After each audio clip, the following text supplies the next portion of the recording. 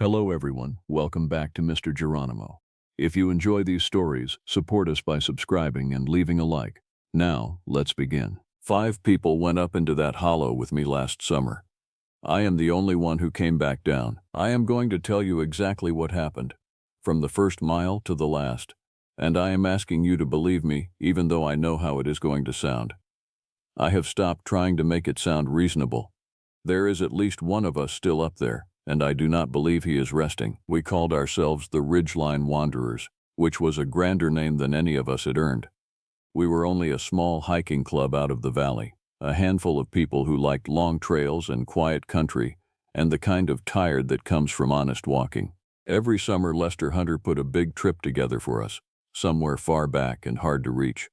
And every summer we followed him without asking too many questions. Lester was 52, broad through the shoulders, the sort of man who had never once admitted to being lost, even when he plainly was. He read old survey maps the way other people read the sports page. That winter he had found something on one of those maps that would not let him go. It was a hollow deep in the Appalachian backcountry, far past the last marked trail, a green cut between 2 ridges that no modern map bothered to name anymore. On Lester's oldest chart there had been a thin line of hatch marks running along the upper end of it, and beside the marks somebody had written 2 words in faded ink. He would not tell us what the words were until we were already halfway up the mountain. I wish now that he had told us at the gas station, when we still had a full tank and a clear road out. There were 6 of us in the 2 trucks that morning. I should tell you who they were, because they deserve to be more than a story now. Arnold Webb was 79. The oldest of us and the one who least belonged on a mountain by any sensible reckoning, though he would have thrown his coffee at you for saying so. He had hunted and walked that whole range since before some of us were born. His hands shook a little when he was tired, but he could still read the woods better than any of us, and he was the first to know when something was wrong. Holly Kennedy was 69, and she was the warm center that a group like ours needs. She packed twice as much food as anyone could eat, and gave most of it away by the second day. She called all of us honey, even Lester, who did not seem to mind it from her. Rita Wells was 61, a retired schoolteacher who kept a small notebook and wrote in it every evening. She was sharp and dry, and she asked the questions the rest of us were too polite to ask. If Rita had been in charge, I think more of us would be alive. Gina Tucker was 43, the strongest walker among us, and the one who handled the maps and the miles. She and Lester led from the front and argued about routes the way old friends do. I am Neil Freeman. I was 36 that summer, the youngest by a stretch and the newest. A coworker had brought me into the club 2 years before, and I still felt like a guest. That is probably why I watched everyone else so closely. That is probably why I am the one who came home. We left the trucks at a wide spot in a logging road that had gone half back to weeds, and we shouldered our packs, and we started up. The morning was bright and green and full of birdsong, and for the first few hours it was one of the finest walks of my life. The forest up there was old. The trees stood far apart and tall, and the light came down through them in long soft columns, and the ground was open and easy. Holly said it looked like a church.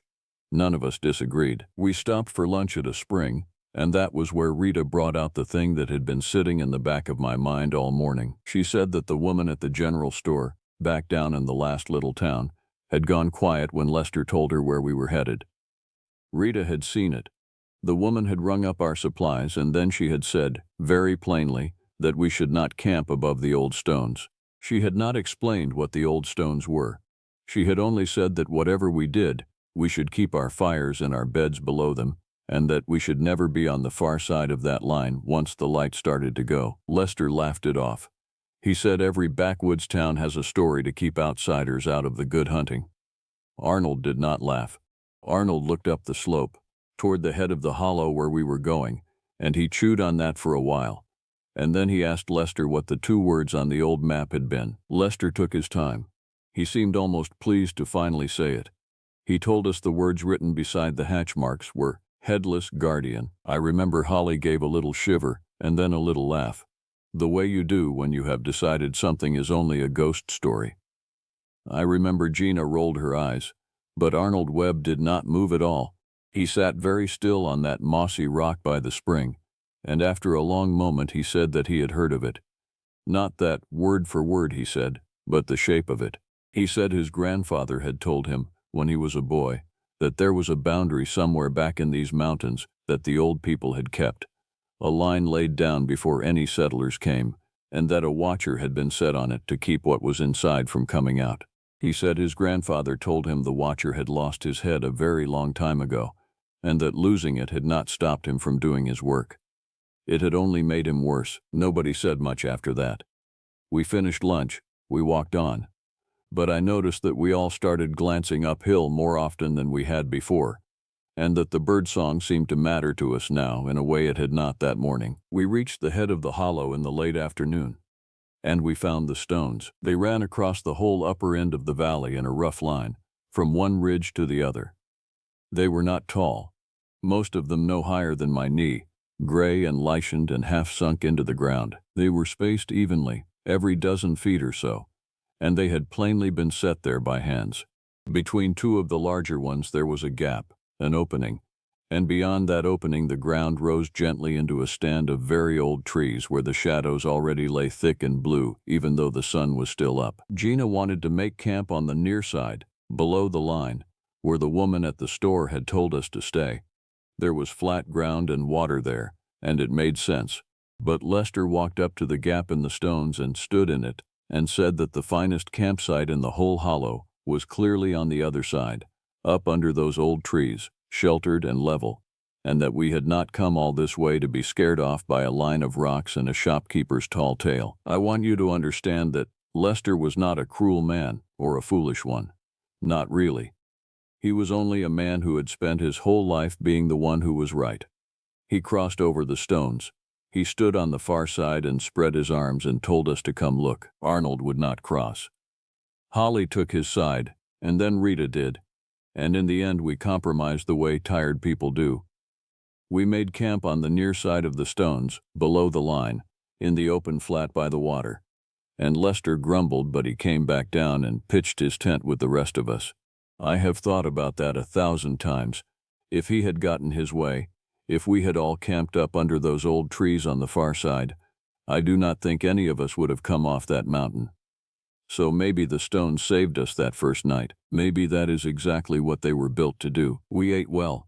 Holly had brought too much, as always, and we sat around the fire until the light failed, and things felt almost ordinary again. Then, a little after full night came on, the woods went quiet. I do not mean they grew calm. I mean the sound was taken out of them all at once, the way a hand goes over a radio. The frogs and the crickets and the small night birds stopped between one breath and the next. The fire kept crackling, and our own voices kept going for a second, and then we heard it too, and we stopped as well. There was a sound coming from up beyond the stones, out of that stand of old trees on the far side. It was a slow, heavy, dragging sound, something long and hard being pulled over stone and root, unhurried, without any weight of feet behind it that I could hear, just the drag.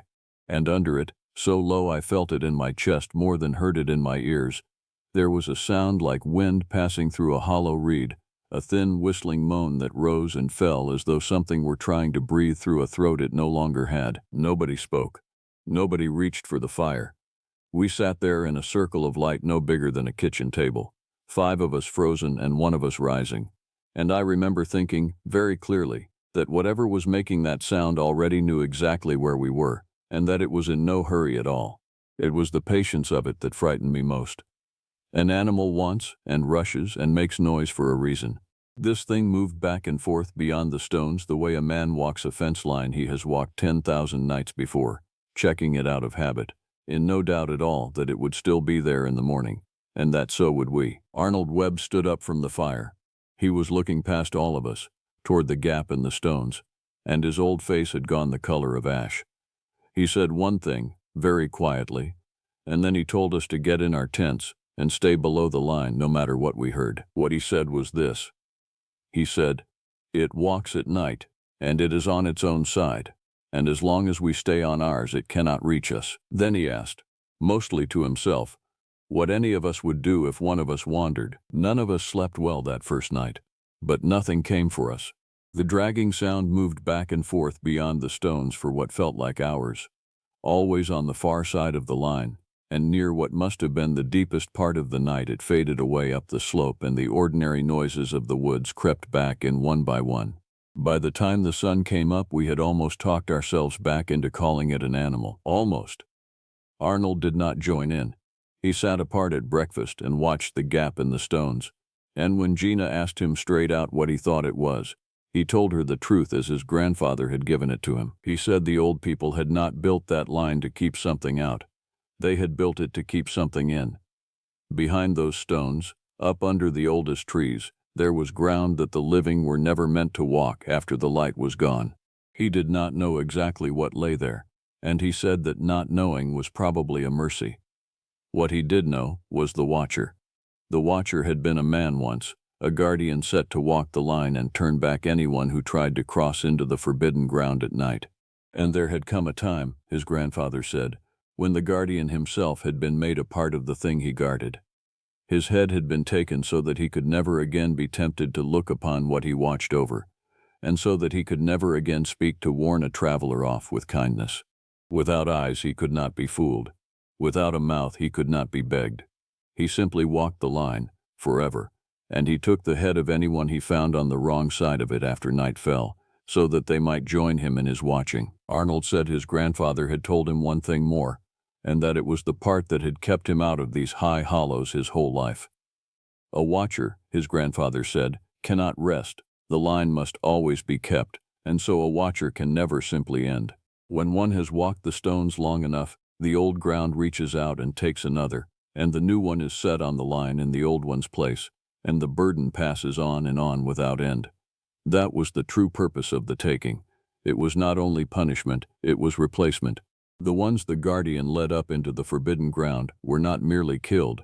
They were being taught to walk the line, so that the watching would never stop, so that whatever lay up under those oldest trees would never once be left unguarded.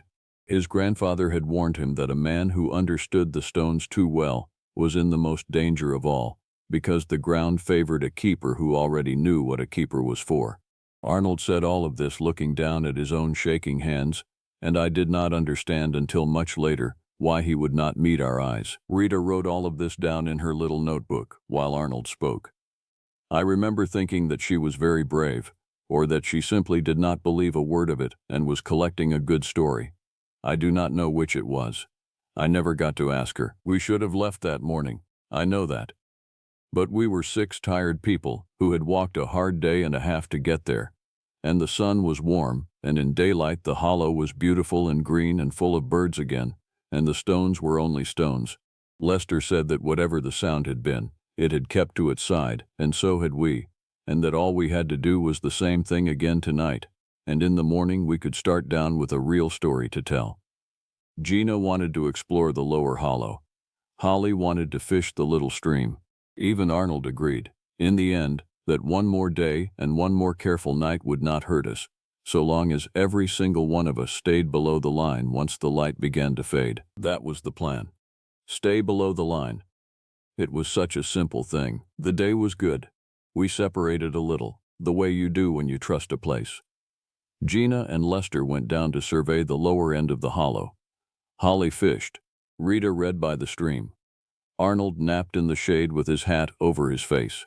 I walked the near side of the stones for a while, keeping well below them, and I will admit that I stood for a long time looking through the gap at the ground beyond, at those enormous old trees and the strange blue shadow that seemed to gather under them even at noon. I did not cross. I want that on the record. I did not cross. The trouble started with the light already going. We were slow getting back to camp. Gina and Lester came in from the lower hollow later than they should have, full of talk about an old chimney they had found down there, the last bones of some cabin from a century past. Holly came up from the stream with 3 small fish and a great deal of pride. We were all a little scattered, a little loud, and the sun was already behind the western ridge, and the hollow was filling up with that long gray light that comes before true night. And it was Rita, counting heads out of a teacher's habit, who said that Arnold was not among us. We were not frightened at first. Arnold wandered off to sit and think. It was his way. We called for him around the camp. When he did not answer, we spread out and called louder, and the light kept going, and I felt the first cold threat of real fear when I realized I could no longer clearly see the far ridge. It was Holly who found his hat. It was lying in the gap between the two large stones, right in the opening. On the near side, our side, but at the very edge of it, as though he had walked up to the line in the failing light and set his hat down and stepped through. There were his boot prints in the soft ground, plain as anything, going up to the gap and then past it, onto the forbidden side, into that stand of old trees where the shadow was now almost black. We stood there and stared at that hat and those prints, and behind us the woods went silent all at once, exactly as they had the night before. Every frog, every insect, every bird, gone in a single breath. And from up under the old trees, close now, much closer than it had been the night before, we heard the long, heavy, dragging sound begin. Lester called Arnold's name up the slope, into the trees. His voice cracked on it. There was no answer. There was only the drag, coming nearer, and beneath it that terrible, reedy whistling where a throat should be. And then, for the first time, we saw it. It came out from between two of the old trees, up beyond the stones, and it stopped there at the edge of the shadow.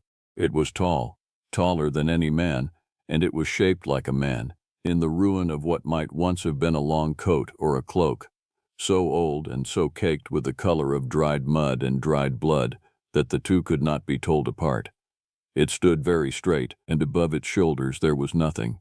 The neck ended in a ragged, ruined stump, and where the head should have been there was only the gray evening air and, faintly, so faint that I have spent 14 months trying to convince myself I imagined it, a thin blue glow, like the last of a fire seen through smoke. In its right hand it held something long, and the lower end of it rested on the ground, and that was the thing we had been hearing dragged.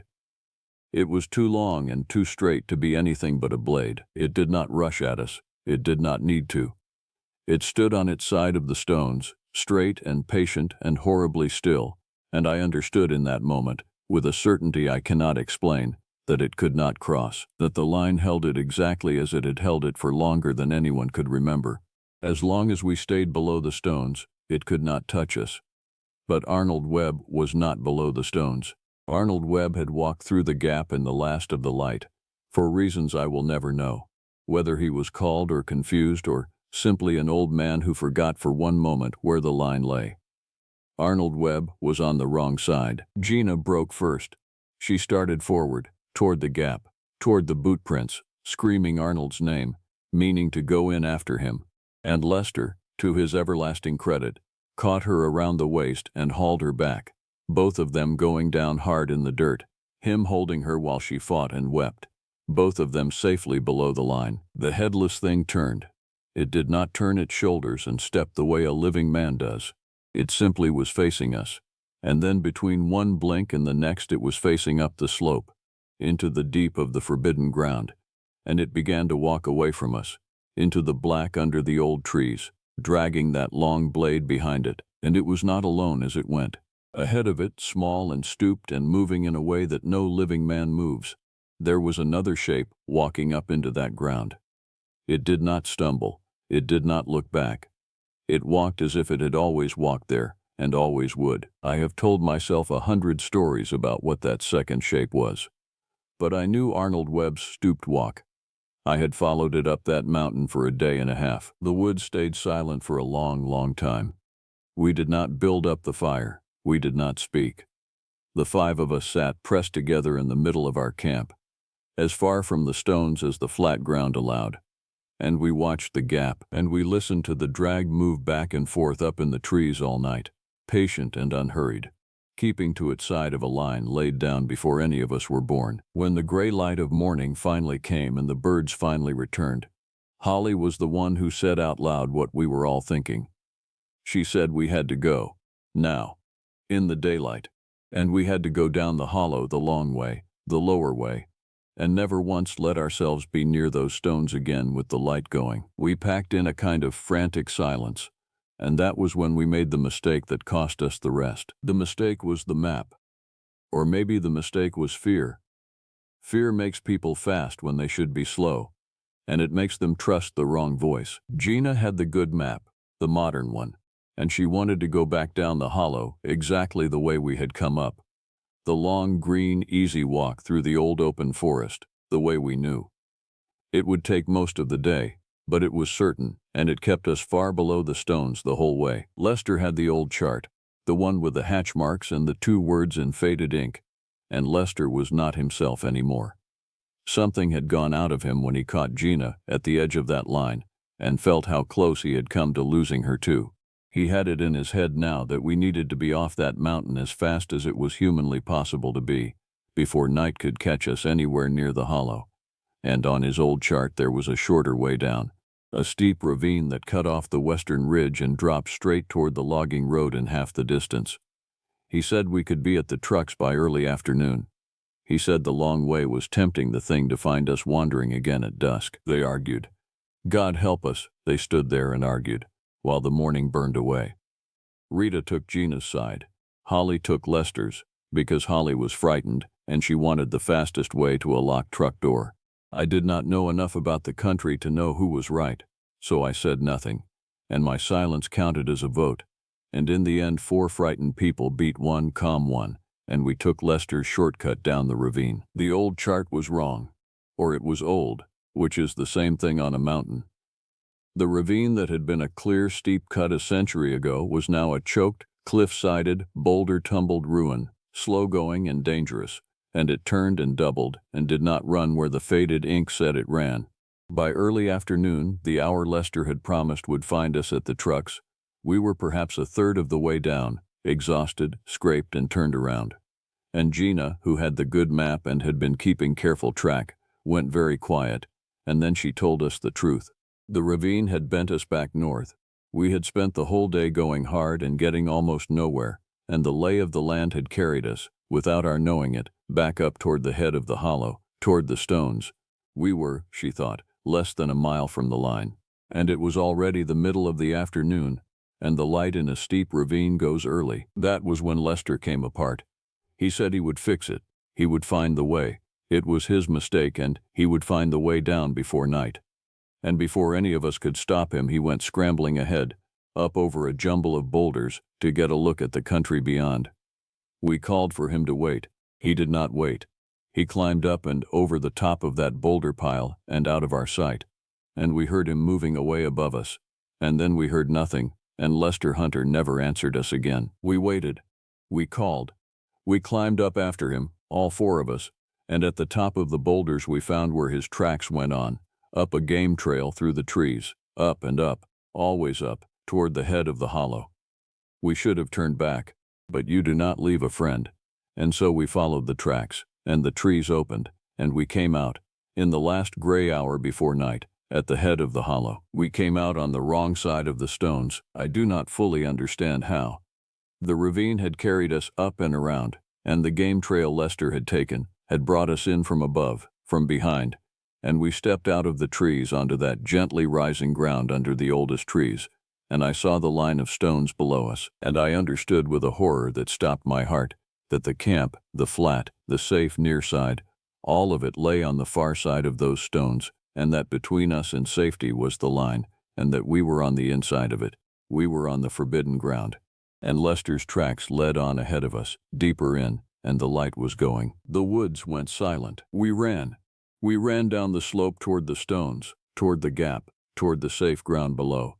4 people crashing down through that terrible blue shadow, and behind us and around us the dragging sound rose up close and loud, and the reedy whistling with it, and I did not look back because I knew that if I looked back I would stop, and if I stopped I would be lost. Rita fell. She was 61, and she had walked herself past the end of her strength, and her foot went into a root hole and she went down, and I heard her cry out. Gina and I turned back for her. Holly was ahead of us, almost at the gap in the stones, almost safe. We got Rita up between us and half carried her, and the drag was right behind us now, right on us, and the air went cold, cold as iron, cold as a blade, and it stank of old blood and older earth. We reached the gap. We shoved Rita through it, and she fell forward onto the near side, onto the safe ground, and Gina went through after her, and I was the last, and I felt the cold close over the back of my neck like a hand, and I threw myself forward through the gap in the stones, and landed on the near side, and rolled, and came up facing back the way I had come. It was standing in the gap. The headless guardian was standing in the opening between the two great stones, filling it, that long ruined blade in its hand, the ragged stump of its neck level with mine, that faint blue glow guttering in the empty air above its shoulders, and it did not cross. I lay there on the safe ground, a body's length away, close enough to touch, and it stood in the gap and it could not come through. The line held. Whatever it was, whatever had been done to it and by it in the long ago, the stones held it exactly as they had always held it, and it could not take one single step onto our side. But Holly was not on our side. In the running and the falling and the terror, we had not seen. Holly Kennedy, who had been ahead of us, who had been almost at the gap, had not gone through it. In the failing light she had run to the wrong stone, a dozen feet down the line, and she had climbed over it instead of through the gap, and she must have thought she was safe, because she was standing just there, just past the line. Only she was not past it. She had climbed the stone and come down again on the same forbidden side, and now she was alone on the inside with her back to it, calling to us, not understanding why we were screaming at her. The guardian turned in the gap, and then it was no longer in the gap. It was beside Holly. I did not see it move. It simply was there, and Holly was there, and I will not tell you the rest, because it is the part I cannot say out loud, and because Holly Kennedy was kind to me and does not deserve to have her last moment described by anyone. I will only tell you that the woods were silent, and then they were not silent, and then they were silent again, and when it was over there were only 3 of us on the near side of the stones, and up under the oldest trees, in the last of the light, I saw 3 shapes walking away up the slope into the forbidden ground. One was tall and straight and headless and dragged a long blade. One was small and stooped and walked the way Arnold Webb had walked, and one walked the way Holly had walked, and it did not look back at us either. We did not sleep. We sat on the near side and held on to each other and waited for the sun, and when it came, Gina put the good map in her hands and she did not let anyone else touch it, and she led us down the long, green, easy way, the way we should have gone from the start, and she never let us come within half a mile of those stones. It took the whole day and into the next. Rita's ankle was ruined and we carried her most of it. We did not speak much. There was nothing to say that would not break us. We reached the trucks near sundown of the second day. And here is the last thing. The thing I have never told anyone. The reason I still do not sleep. There were 3 of us. But Lester Hunter's truck keys were in Lester Hunter's pocket, and Lester Hunter was still up on that mountain. Gina hotwired his truck to get us out, and as she worked at it in the last light, I stood at the edge of that weedy logging road, and I looked back up toward the hollow one final time, and far up the mountain, at the very head of the hollow where I knew the stones must be, in the gray between the trees, I saw a small stooped shape standing at the edge of the shadow. It was too far away to be certain. It was only a smudge of gray in the trees, but it was standing on the line, on the very edge of the forbidden ground, the way a guardian stands. And it was facing down the mountain, facing the road, facing us, and it did not move at all. I do not think Arnold Webb died up there. I think something older than dying happened to him. I think they set a new watcher on the line, the way one must always be set, and I think it was him, because he understood the stones better than any of us and because the old ground keeps its own. I think he is up there right now, standing on that line in the blue shadow, turning back anyone foolish enough to cross into the head of that hollow at dusk. I hope he is turning them back with more kindness than he was shown, but I remember what his grandfather told him. Without a head, a guardian cannot be tempted, and cannot be fooled, and cannot warn anyone off with kindness.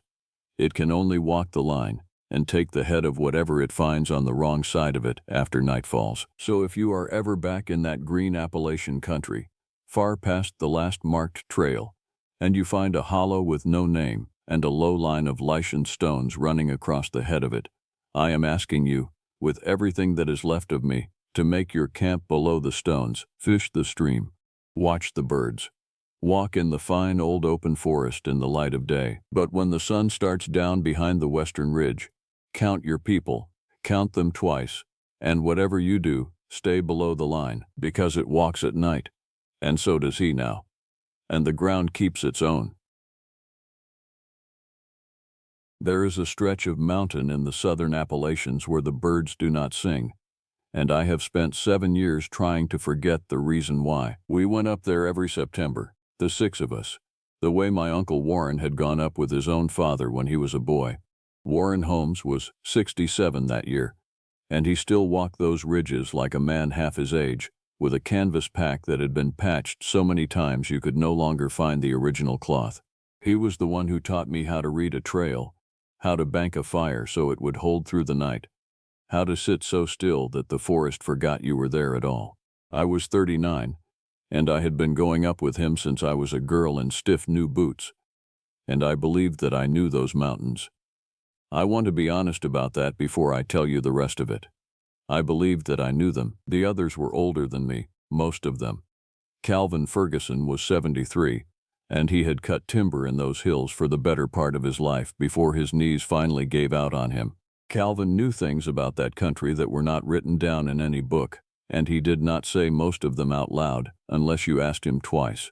His wife was Sylvia Chapman, who was 64, and who had kept her own name when they married 40 years back, and who carried a small leather journal in which she wrote the name of every bird and every flower we passed.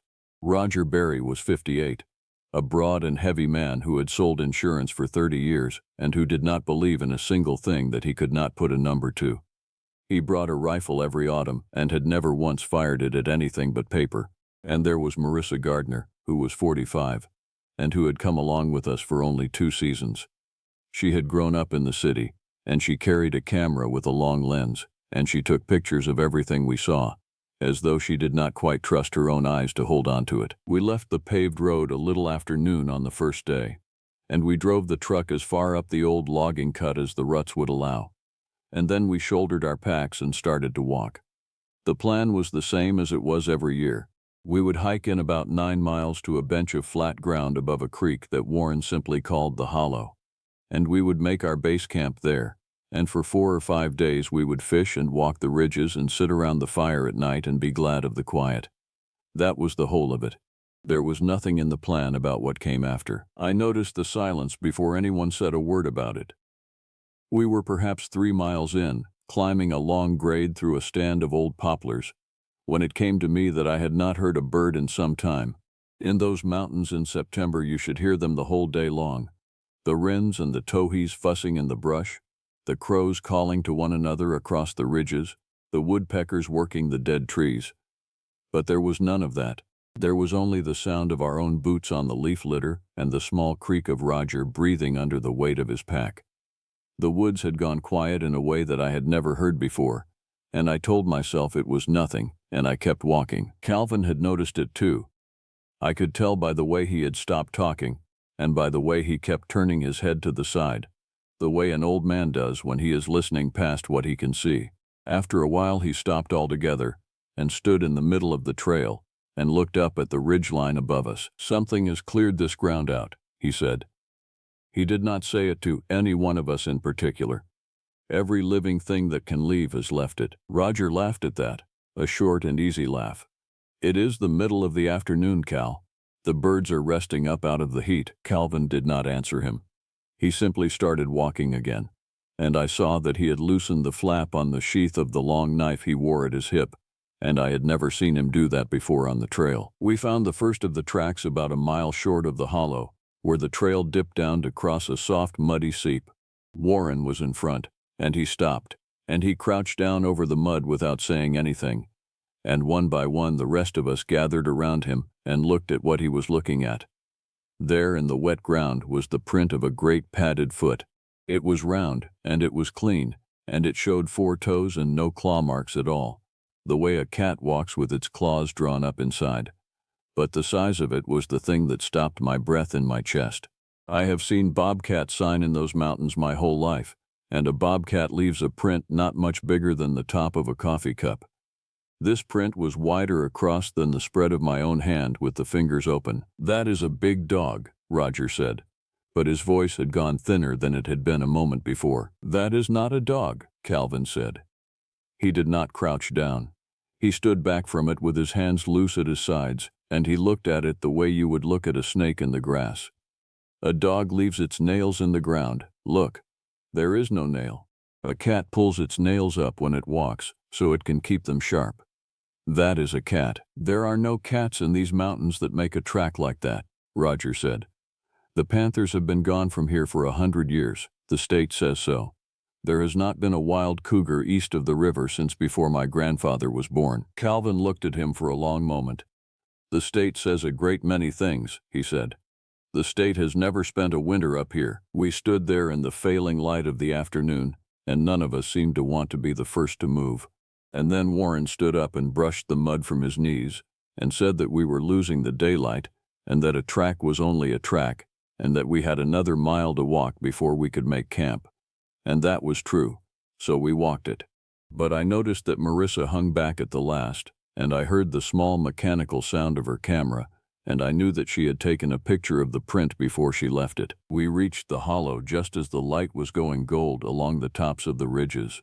It was as it always was, the flat bench of ground above the creek. The ring of blackened stones where 40 years of our fires had burned.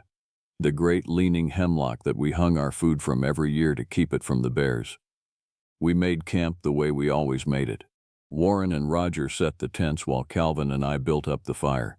And Sylvia went down to the creek to fill the water bags, and Marissa walked the edge of the clearing with her camera, photographing the light. It felt, for that little while, the way it was supposed to feel.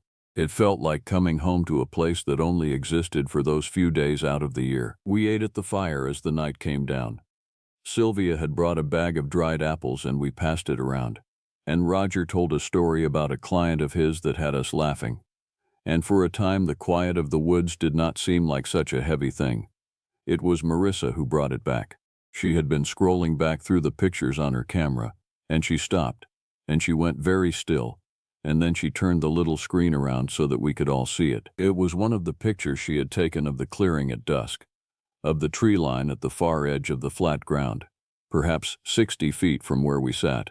And there, low in the brush at the base of the trees, caught in the last of the light, were two small pale circles, side by side, the exact distance apart that two eyes would be. They were not leaves. Leaves do not catch the light like that, round and bright and low to the ground. They were eyes. And they were turned toward the camera, and they were watching us. "That is a deer," Roger said, but he said it quietly now. And he did not sound as though he believed it. "A deer is taller than that," Sylvia said. "Those eyes are down low, close to the ground. Whatever that is, it is lying down." Calvin took the camera from Marissa, and he held it close to his old eyes, and he looked at it for a long time, and then he handed it back, and he put another piece of wood on the fire, and he said the thing that I have carried with me every day of the 7 years since. "When I was cutting timber up on the far side of this ridge," he said, "there was an old man used to come down from the Qualla boundary, from the Cherokee land, to trade with the Crews, and he saw a print like the one we saw today, in the mud of a skid road, and he would not walk that road again. He told me the old people had a name for the thing that made it. He said it walked between the day world and the night world, and that it could be in one place and then be somewhere else without crossing the ground in between. He said when you saw it, it was already too late to have seen it, because it had let you." Calvin looked at each of us around that fire, at Warren, at Roger, at Sylvia and Marissa, and at me. "He called it the one that is already behind you," he said, "and he told me that the worst thing a man could do, if he found himself in its country, was to run." Nobody laughed, not even Roger. The fire popped and threw a spark up into the branches, and beyond the little circle of its light the woods pressed in close and black on every side, and I found that I did not want to look out into them for fear of what I might see looking back. We were still sitting there in that heavy quiet when the scream came. I have tried many times to describe that sound to people who were not there, and I have never once done it justice. It came from somewhere out on the ridge above us, and it was long, and it rose and it fell, and it was so much like the scream of a woman in mortal terror that Warren was on his feet with his hand out before any of us could speak, as though there were someone up there we could still save. It went on for what felt like a very long time, and then it stopped. All at once, the way a voice stops when a hand is clapped over a mouth. And in the silence after it, we heard the second one, from the other side of the hollow entirely, from the black woods to the south of us, an answer. There were two of them, and they had us between them. No one slept that first night, or if they did not admit to it in the morning. I lay in my tent with my eyes open and my hands closed into fists, and I listened to the woods until the sky went gray. Twice more in the night I heard the sound move, that long rising scream, but never again close, always at a distance, first on one ridge and then on another, circling. Once I heard something walk through the leaves at the edge of the clearing, slow and heavy and unhurried, pausing, going on. I did not open the tent to look. I remembered what Calvin had said about running, and though I was not running, some animal part of me understood that to unzip that flap and shine a light out into the trees would be to invite a thing to happen that I was not ready for. So I lay still. We all lay still, and in the morning we crawled out into the pale light with faces that told each other everything we did not say. Warren wanted to hike out. He said it first thing, over the little blue flame of the stove, and there was none of the ease left in his voice. He said we had all heard it, and we had all seen the picture, and that a track and a picture and a sound in the night added up to enough for him. He said we would pack up and walk the 9 miles back to the truck and be down the mountain by the middle of the afternoon, and that whatever was up here, it could have the place to itself. And I saw the relief go around the fire like a warmth, because it was what all of us wanted, and none of us had wanted to be the one to say it. Roger was the only one who argued, and even he did not argue hard. He said we were grown people frightening ourselves over a bobcat and a trick of the light, and that we would feel foolish in a week. But he said it while he was rolling his sleeping bag as fast as his hands would move, and he had his rifle out and loaded and leaning against a tree where he could reach it, and so his words meant one thing and his hands meant another, and it was his hands that told the truth. We were nearly packed when Sylvia came up from the creek. She had gone down to rinse the pot, and she came back up the bank slowly, and she was not carrying the pot, and her face had lost all of its color.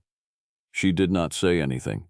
She just lifted her arm and pointed back down toward the water, toward the big hemlock that leaned out over the pool where we drew our water every year, and we went down to see. It was a deer, a young buck, or it had been.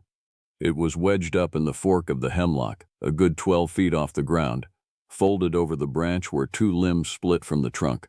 Its hindquarters were gone, not torn at, not scavenged. Gone, taken clean, as though something had eaten its fill and left the rest for later. And the thing that I could not stop looking at, the thing that comes back to me still in the night, was how it had gotten up there. A deer weighs as much as a grown man. Something had killed it, and then something had carried it up the trunk of that tree, 12 feet into the air, and wedged it into the fork to keep it, the way you or I might put a thing up on a high shelf so that nothing could reach it from below. Nothing but the thing that put it there. A bear, Roger said. His voice had gone to almost nothing. A bear could do that. A bear climbs. A bear does not carry its kill up a tree, Calvin said.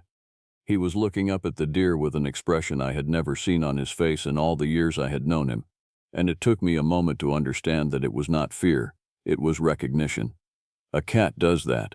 A cat carries its kill up where the wolves and the bears cannot get to it, and it comes back to feed when it is hungry again. He lowered his eyes from the tree and looked at all of us. It killed this last night, he said, while we were sitting at the fire. It killed this within 100 yards of us, and it put it up in that tree, and it never made a sound doing it. And it is going to come back for the rest. We did not finish packing so much as we abandoned the camp. We left the tents. We left the food hanging from the hemlock. Warren said to take water, and take the rifle, and take nothing else, and to walk, and to stay close, and to keep the ridge on our right hand, so that we could not get turned around. And we walked.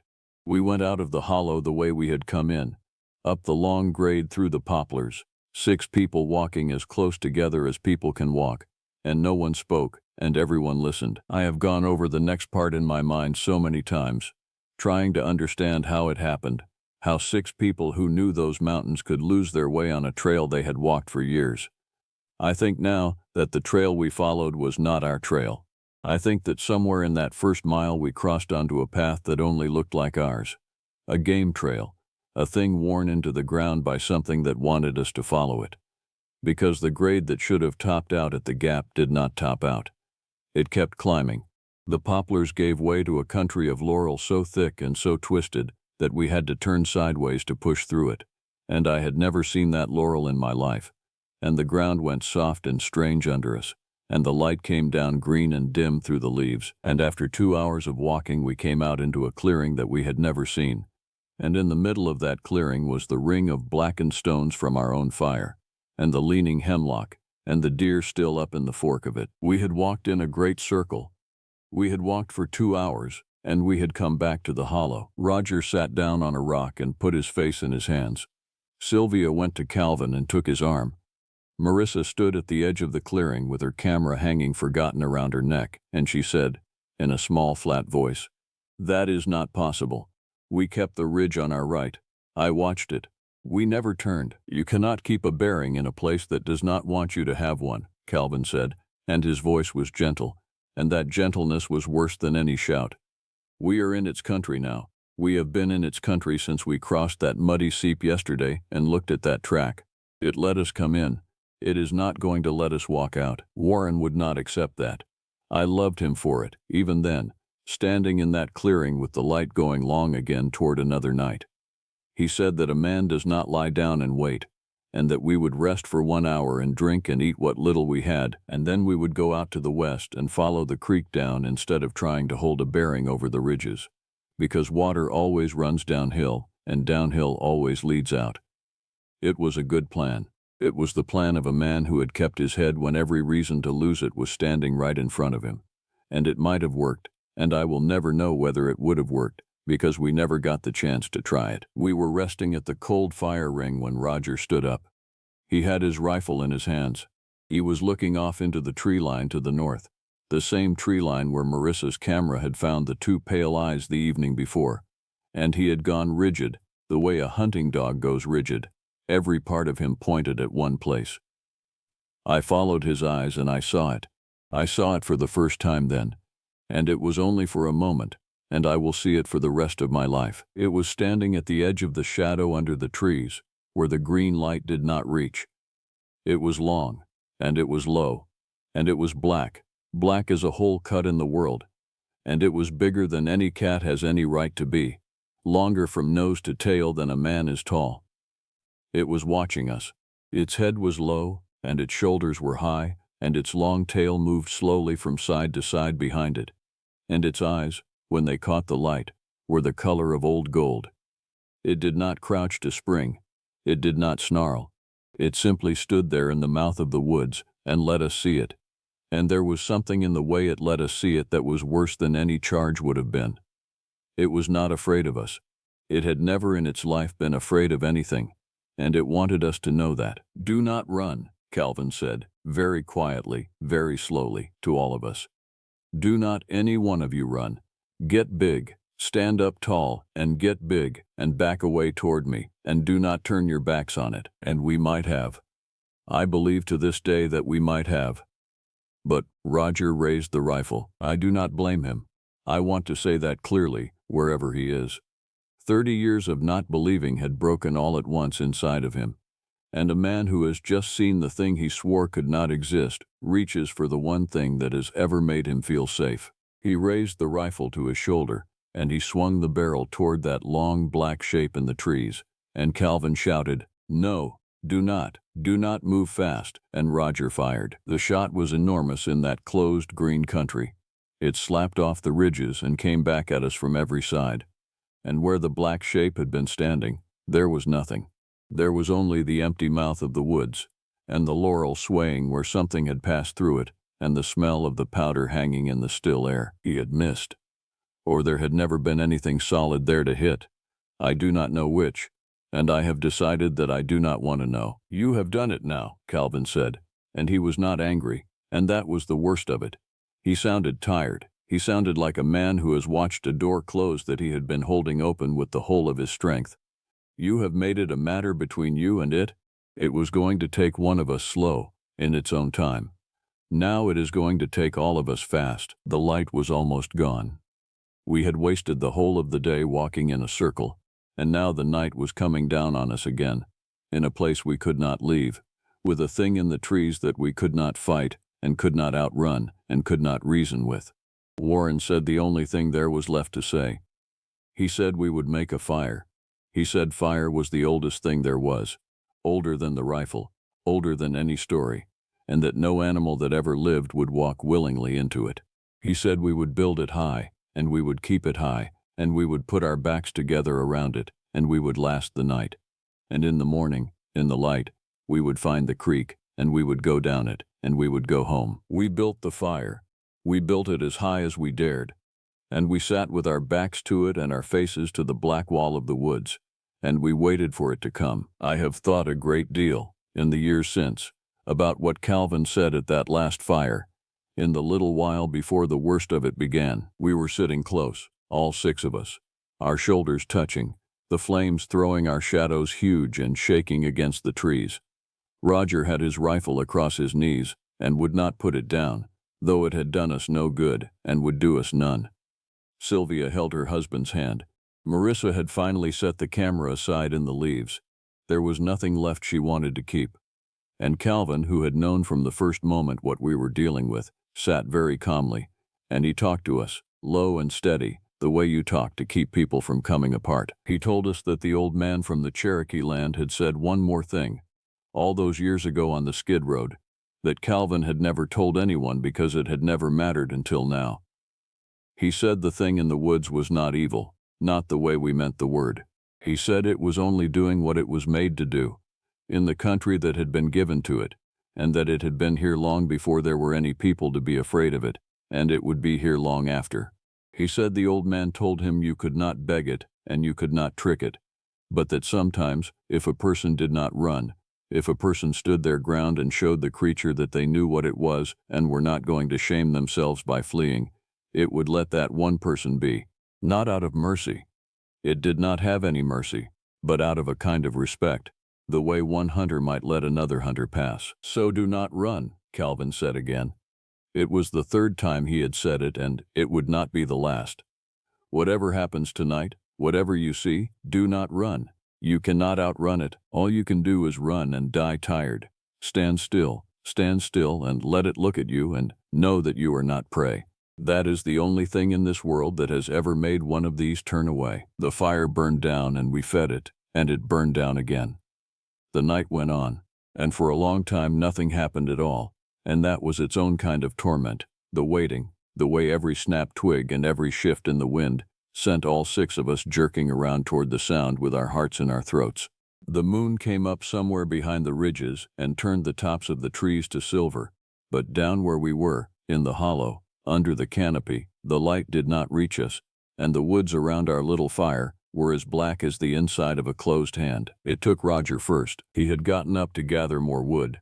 We had burned through everything within arm's reach, and the fire was getting low, and someone had to feed it, and Roger stood up with his rifle in one hand and stepped just to the edge of the light, no more than 10 feet, to drag in a fallen limb we could all see lying there. He bent down to take hold of it, and the thing came out of the black woods behind him without a sound, without a warning, without so much as a shift in the air, and it was on him before he could straighten up, before he could turn, before he could scream. I will not tell you everything that I saw. I have decided, over the years, that there are things a person can describe and things a person should carry alone. And what happened to Roger Berry in those few seconds at the edge of our fire is one of the things I will carry alone. I will only tell you that it was fast, faster than I have words for, and that the rifle he had trusted more than any of Calvin's warnings fired once into the ground as it fell from his hand, and that the black shape and the man were there at the edge of the light for the space of a single breath, and then they were both simply gone, dragged back into the trees, and the sound of it moving away through the brush was the sound of something being carried, the same sound I had heard the night before and had not opened my tent to see. Sylvia was screaming, Marissa had her hands over her mouth, and Warren, my Uncle Warren, 67 years old, did the bravest and the most foolish thing I have ever seen a human being do.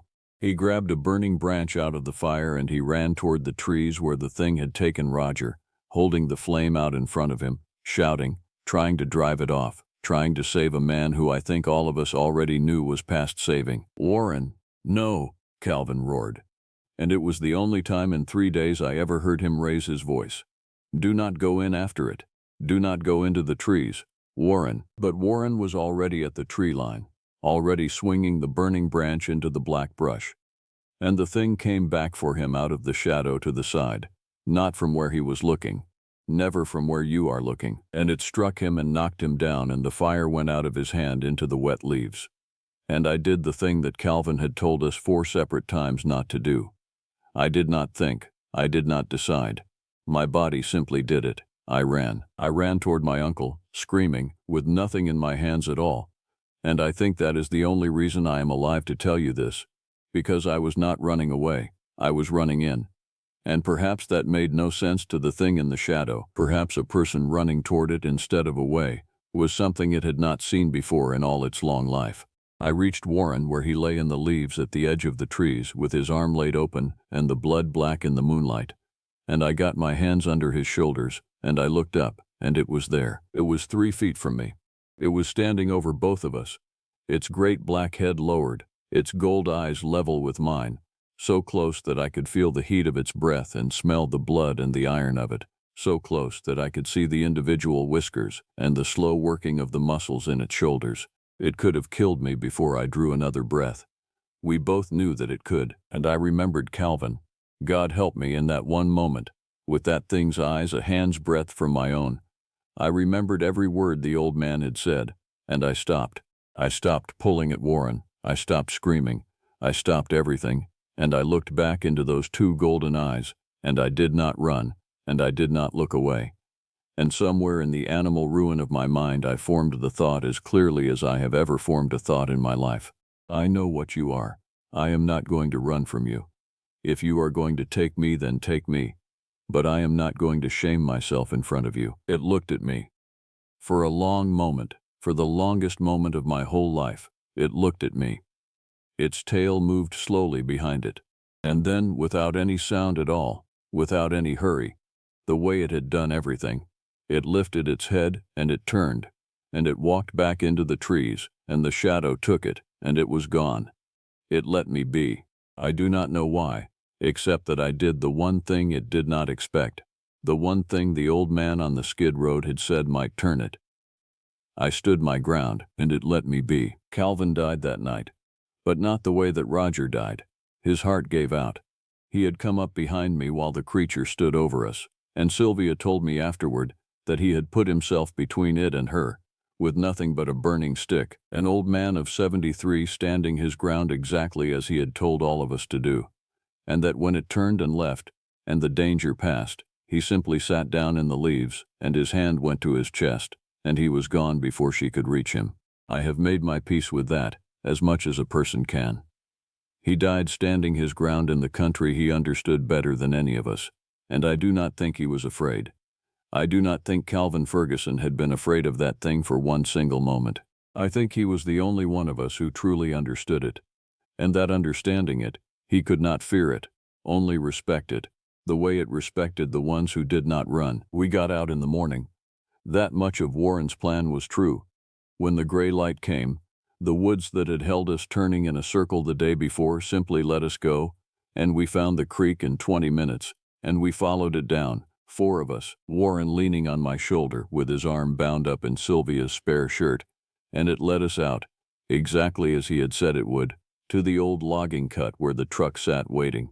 We carried Calvin as far as we could, and then we had to leave him, and I have never stopped being sorry for that, and the men who went back up for him later found the place. But they did not find Roger Barry, and they never did. There was a search, there were dogs, and there were men in orange vests, and there were people asking us the same questions over and over, and we told them the truth, and I watched their faces as we told it, and I watched them decide, one by one, that we were confused, that we were traumatized, that we had gotten lost, and that a bear had gotten Roger, and that grief and fear had done the rest. They told us there are no black panthers in the southern Appalachians. They told us there have not been any wild cougars east of the river in 100 years, and that a cougar is not black in any case. that no one has ever shot or trapped or photographed a truly black one anywhere in this country, and that what we saw could not have been what we saw. They were very kind about it.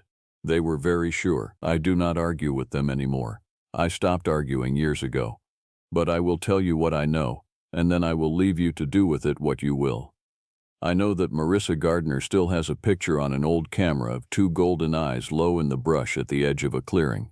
I know that my Uncle Warren has 4 white scars down the length of his arm that no bear ever made, because I have looked at them, and I have seen the spacing of them, and I know the difference between the claw of a bear and the claw of a cat, and I know that there is a stretch of mountain in the southern Appalachians where the birds do not sing, and where an old man named Calvin Ferguson lies somewhere in the leaves, and where a thing that the state says does not exist walks between the day world and the night world, letting the ones who do not run go free, and taking the ones who do not go up there. And if you ever find yourself in its country, and you feel the woods go quiet around you, and you turn and see 2 golden eyes watching you from the shadow of the trees, then remember the one thing that an old timber cutter tried 4 times to teach a group of people who would not listen until it was too late. Do not run. It is already behind you. There is a part of the Cumberland Mountains where the trail markers give out and the old survey maps turn vague.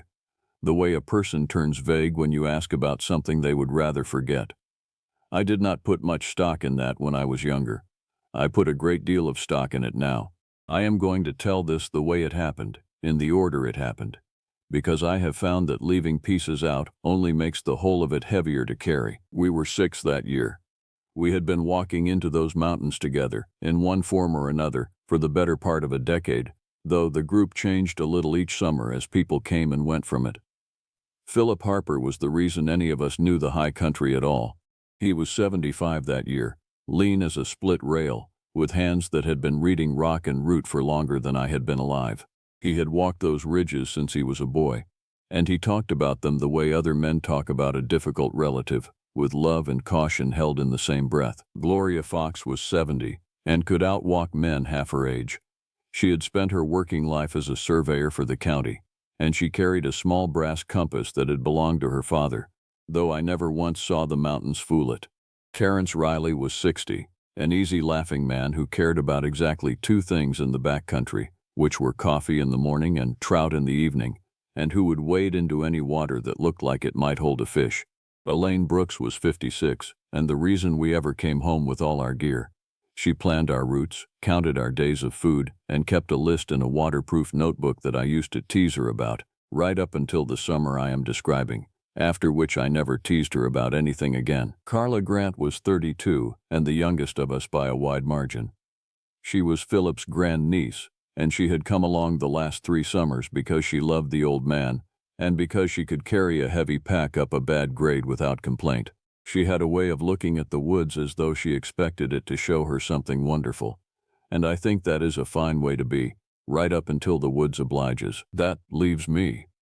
My name is not important to the story, but I will give it, since I am asking you to trust me. Oscar Armstrong. I was 50 that summer. I had spent 30 years behind a desk that I will not bore you with, and the mountains were the one place where I felt like the size a man is supposed to feel, which is to say small. I watched things. That was always my part in the group. The others walked and planned and fished, and I watched and remembered. And now I am the one who has to tell you. Our plan that year was a loop that Philip had done as a young man and had not done since.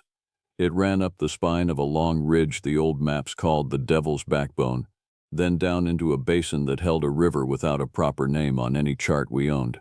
Philip called it the Sinks, because the river ran into a wide black pool at the head of the gorge and then went underground through the limestone, the way water does in that country, and came out miles away, as if nothing had happened to it in between. We meant to camp 3 nights near the pool, fish the water, walk the rim of the gorge, and come out the way we had gone in. 6 days, all told. Elaine had counted the food twice. We stopped at the last store before the forest road, a low building with 2 fuel pumps and a screen door that clapped behind you.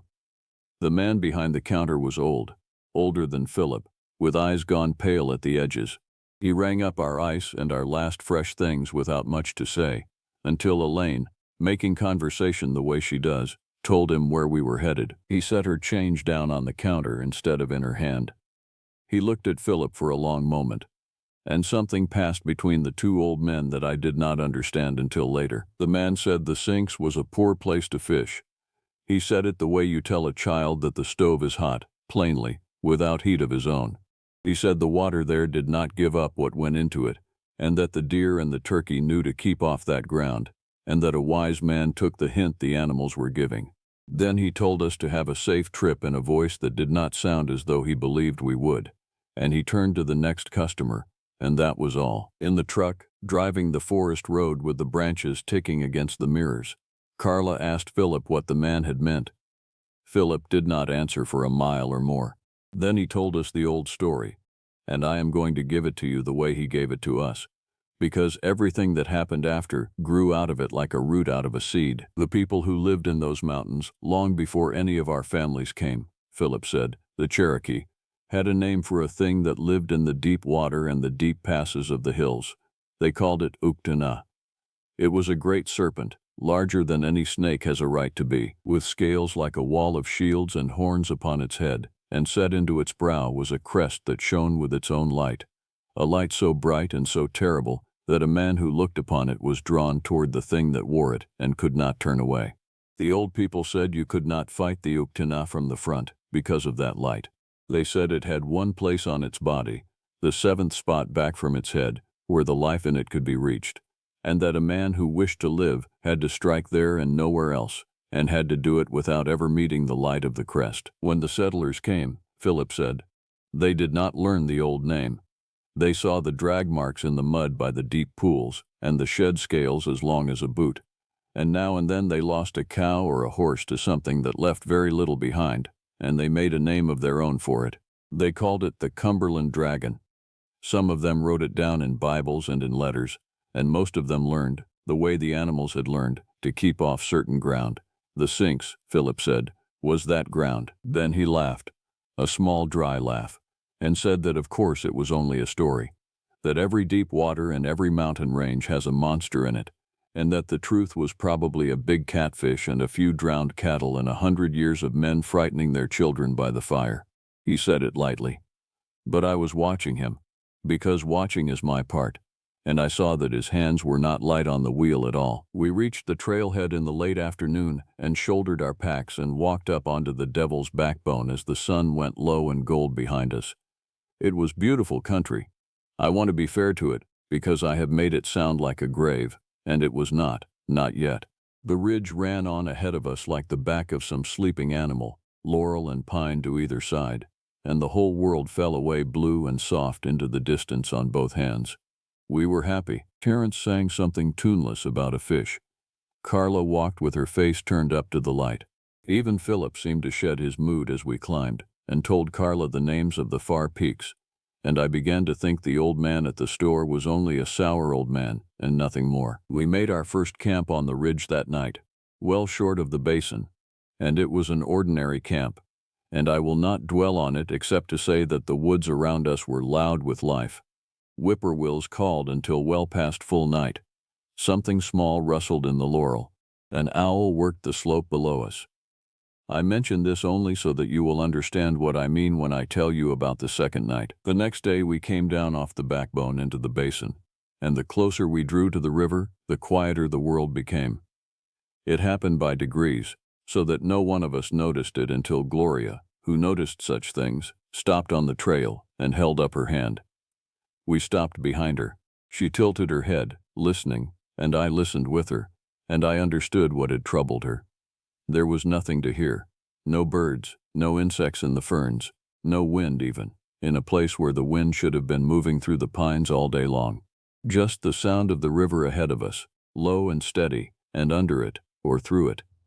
A silence that had a weight to it, the way a held breath has a weight. There was a smell, as well, that grew stronger as we walked down toward the water. It was a smell of wet stone and old mud, which is a smell you expect near a river in that country, but there was something else laid over it, faint and sharp, like a struck match, like the air after lightning. It caught in the back of the throat. Carla wrinkled her nose and asked what it was. Philip said limestone caves often carried that smell, the breath of the underground, and that was true, and I chose to believe it, because it was easier than the alternative, which was that I had no idea what I was smelling, and neither did anyone else. We reached the pool at the head of the gorge in the middle of the afternoon. I will try to describe it to you, though I am aware that words are a poor net for a thing like that. The river came down over a shelf of gray rock and poured into a pool that was wider than a house. It did not look like water at all. It was black, as though the light that fell on it went down into it and did not come back. You could not see the bottom, nor guess at it. The far side of the pool ran up against a wall of the gorge, sheer and streaked with mineral, and at the base of that wall the water turned and slid away into the mouth of the cave where the river went underground, and the sound it made going in was a low, steady swallowing that I can hear still if I let myself. Terence looked at that pool the way a hungry man looks at a set table. He said there would be trout in there the size of his leg, holding in the cold water off the cave mouth. Elaine, reading the ground with her planner's eye, chose a flat bench above the pool for our camp, high enough to be dry, close enough to the water for convenience.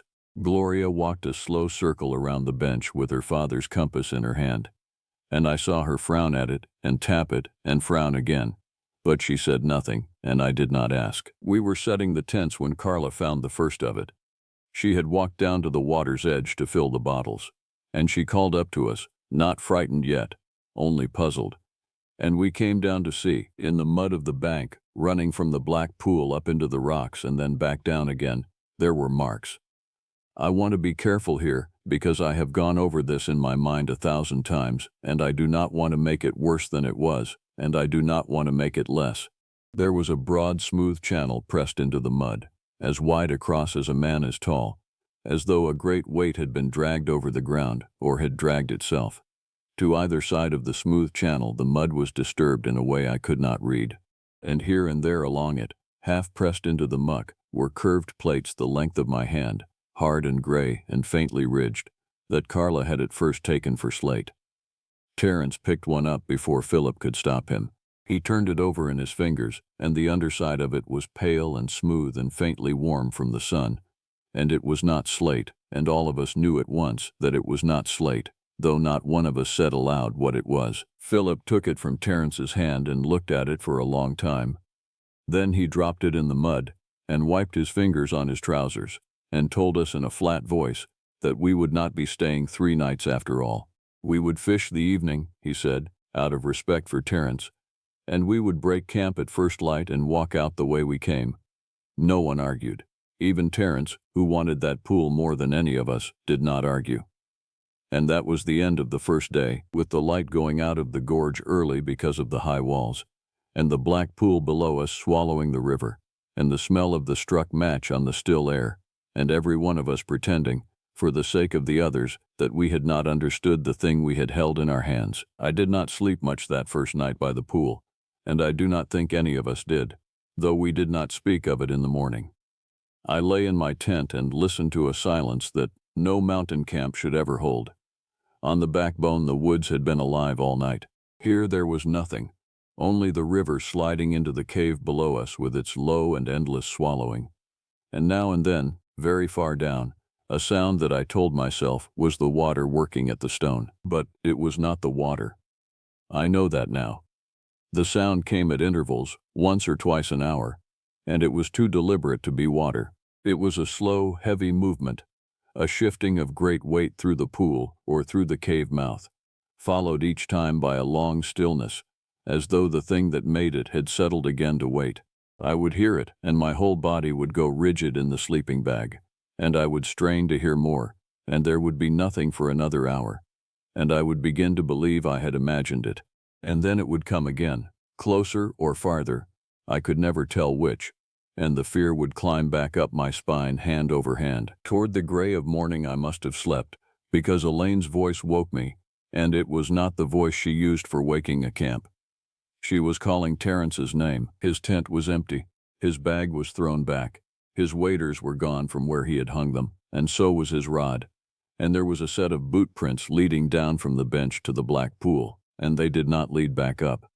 He had gone down to fish the dawn. Of course he had. He had wanted that pool since he first laid eyes on it, and he was a man who had waded into every water he had ever seen, and he had told himself, I am sure, that he would only make a few casts before the rest of us woke, that there was no harm in it, that the story was only a story. We found his rod first, at the edge of the pool, still assembled, the line running out into the black water and going taut and staying taut, snagged on something down in the deep that did not move. We found one of his waders a little farther along the bank, torn, the rubber of it not cut but stretched and split as though it had been caught and pulled. And in the mud all around, fresh since the night, was that same broad, smooth channel, wider than before, running out of the pool and up the bank to the very place where his boot prints ended, and then running back down into the black water again. There was no blood. I have thought about that a great deal. Whatever took Terence took him whole and quick and carried him down into that pool, and the water closed over it, and the river went on sliding into the cave as though nothing had happened at all. Gloria stood at the edge and said his name once, quietly, and the gorge gave it back to her, off the far wall. And then there was only the swallowing sound of the water. And I understood that the mountain was not going to give him back, exactly as the old man at the store had told us it would not. Philip took charge then, in a way I had not seen from him before. The lightness was gone out of him entirely. He was not a frightened old man. He was something harder and older than that.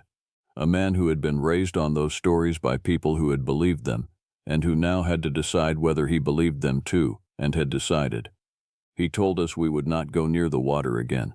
He told us we would not travel the low ground by the river, where the smooth channel ran, but would climb at once to the rim of the gorge and follow the high ground out, even though it was longer and worse walking, because the thing kept to the water and the wet ground and might not follow us onto the dry rock and the ridge. He said it the way Gloria read her compass, as a matter of fact and not of hope.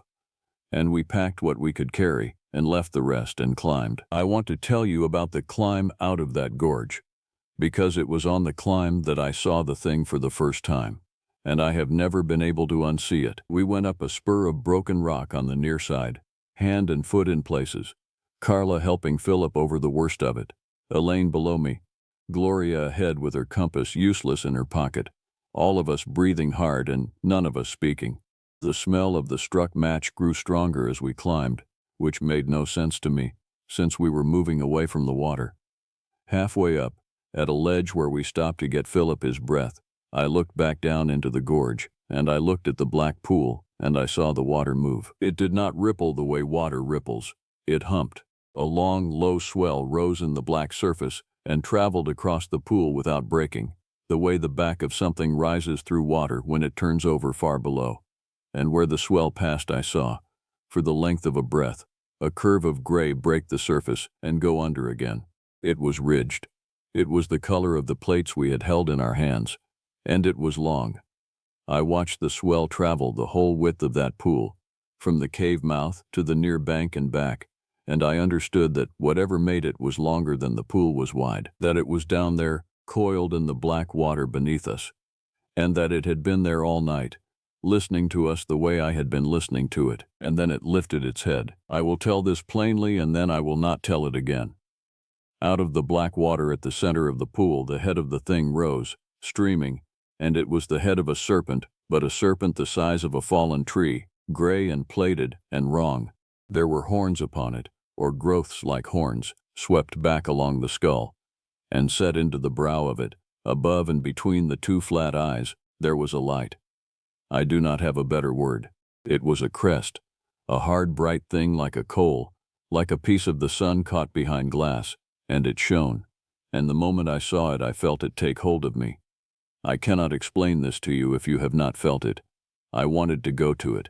Every sense I had screamed at me to run, and beneath that, deeper than sense, some older part of me had gone quiet and calm and wanted nothing in the world but to climb back down into that gorge and walk out across the water toward the light and let it have me. My foot moved. I felt my foot move on the ledge. It was Philip who saved me. He got a hand into my collar and hauled me back against the rock, and put his face against mine and told me, low and fierce, not to look at the crest. Look at the water, he said. Look at the water, not the light. And he turned my head with his hand, and I looked at the black water instead of the bright thing above it. And the calm let go of me all at once and left me shaking, and I heard Carla making a small sound behind me that told me she had felt it too. The head sank back into the pool without a sound.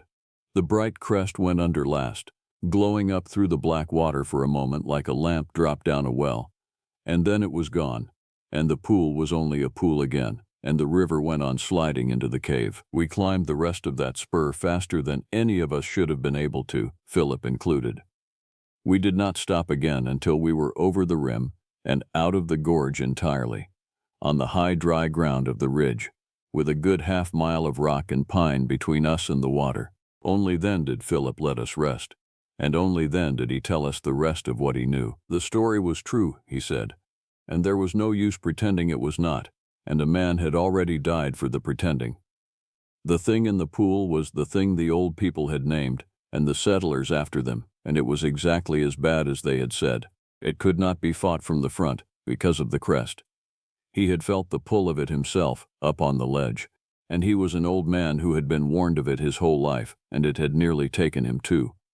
We could not go back down to the water. We could not fight it in the pool, on its own ground, in its own black water. Our only hope was to walk out over the high dry ground and pray that it kept to the wet the way the stories said it did, and that we would be gone from the basin before it grew tired of waiting for us to come back down to the pool. Gloria asked the question I was afraid to ask. She asked what we would do if it did not keep to the water, if it came up onto the dry ground after us. Philip was quiet for a moment. Then he said that the old people had believed there was one way, and only one, and that he did not much like it. He said the serpent had a single place on it where its life could be reached, the seventh spot back from its head, and that a man who could strike that spot, without ever meeting the light of the crest, could kill it, and that no other blow would do anything at all. He looked at the hatchet on Carla's pack, and at the long knife on Gloria's belt, and I saw him measure them in his mind against the size of the thing we had seen rise out of that pool, and I saw him find them wanting, and I saw him decide not to say so. We shouldered our packs and we walked, along the rim, over the high ground, into the failing light of the second day. 6 of us who had come into the basin, 5 of us walking out, and behind us and below us, far down in the gorge, as the last of the light went out of the sky, I heard the pool begin to move. The stories had said the thing kept to the water and the wet ground. The stories were wrong about that, or else we had made it angry, or else it was simply hungry in a way the old people had never seen. I do not know which. I only know that on the second night, on the high dry ground of the ridge, far from any water, it came for us. We had made a cold camp on a shoulder of bare rock, the driest and highest ground Elaine could find, with a clear view down both sides so that nothing could come at us unseen. We built no fire. We did not speak above a whisper. Philip had us sleep in a close ring with our packs to the outside, and he sat up against a boulder at the center, with Carla's hatchet across his knees and his eyes open, and I do not think he ever meant to sleep at all. The storm came in from the west a little after full night, the way storms do in that country, fast and mean, with the thunder walking up the valleys and the rain coming in cold sheets that soaked us to the skin within a minute. And with the rain, from below us in the gorge, I heard the pool answer the thunder. There was a great heaving sound, water moving in a mass, and then a sound I had not heard before and pray never to hear again, a long low call that came up out of the gorge and rolled along the ridge and shook in my chest like the lowest string of some enormous instrument. It was the thing calling, and I understood, lying there in the cold rain with my hands over my ears, that it was coming up out of the water at last, and that it was coming up after us. Gloria's compass, when she pulled it out with shaking hands to check our line of retreat, was spinning. It would not settle. The needle turned and turned as though it could not find the north, and I have wondered ever since whether it was the storm, or the iron in that mountain, or the thing itself, dragging every needle in the world toward the light it carried on its brow. We ran. There is no better word for what we did. Philip had a bearing in his head that did not need a compass, the way out that he had walked as a boy. And he put Carla at the front to break trail, and he took the rear himself, and we ran along that streaming rock in the black and the rain, with the thunder over us, and that low call rolling up from behind, closer with every peal. And I did not look back. because I had learned my lesson about looking, and because I did not want the last thing I ever saw to be that light coming up the ridge in the rain. I do not know how long we ran. The mountain fought us the whole way. The rain had loosened the ground, and rocks slid under our feet, and the little streams that had been dry that afternoon were roaring now, filling every crease of the slope, so that everywhere we turned there was running water. And I remembered what Philip had said about the thing and the wet ground, and I understood that the storm had turned the whole mountain into its country. Twice one of us went down. Twice we hauled each other up and ran on. Elaine lost her pack.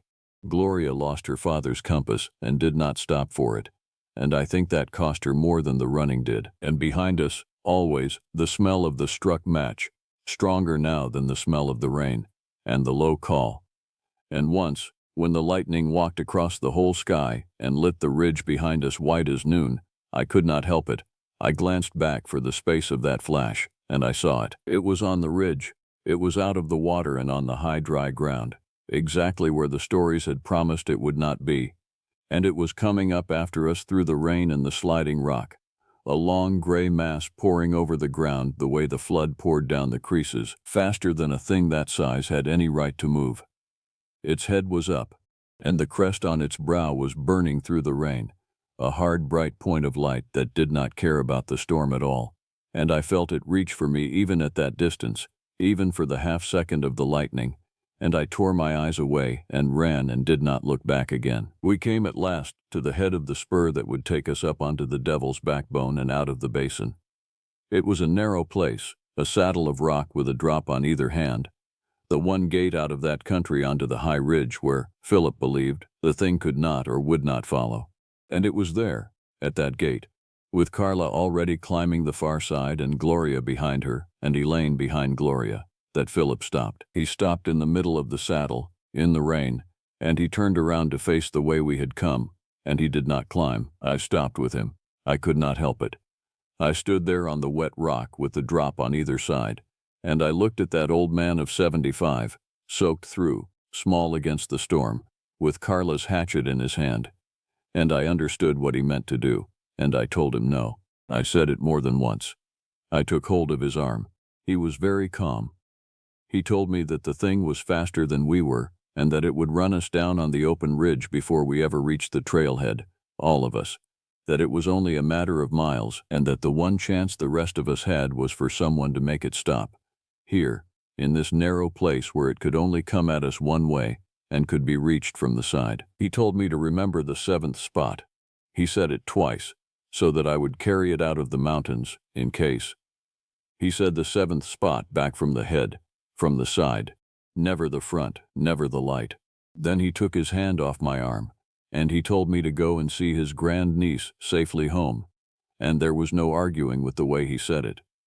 He turned back to face the way we had come, and I did the hardest thing I have ever done in my life, which was to leave him there and climb. I climbed the far side of the saddle with my hands shaking on the wet rock and Carla screaming her uncle's name above me, and Gloria holding her back from throwing herself down the spur, and Elaine pulling me up over the lip of it, and from below and behind us, on the ridge we had just left, that low call rolled up out of the rain one more time, very close now, and then the light came into the saddle. I did not watch it. I did not watch him do it. I have only the sounds, and the one glimpse I could not stop myself from taking, near the end. I heard the thing come into the saddle, the great pouring rush of it over the rock. I heard Philip shout, once, not in fear but the way a man shouts when he is putting the whole of himself into a single blow. And I understood that he had done what he had told me the old people believed, that he had stood at the side of it with his eyes turned from the light, and had struck for the one place on it where its life could be reached. And then there was a sound out of that thing that was not the low call at all, a high and grinding shriek that split the storm, a sound of something vast and old that had not been heard in a very long time, and did not know how to bear it.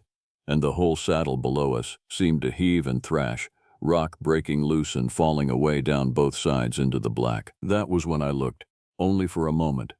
The lightning was going almost without pause by then, and by its light I saw the thing filling the whole saddle, coiling and lashing against the stone, and I saw that the crest on its brow was no longer burning bright and steady.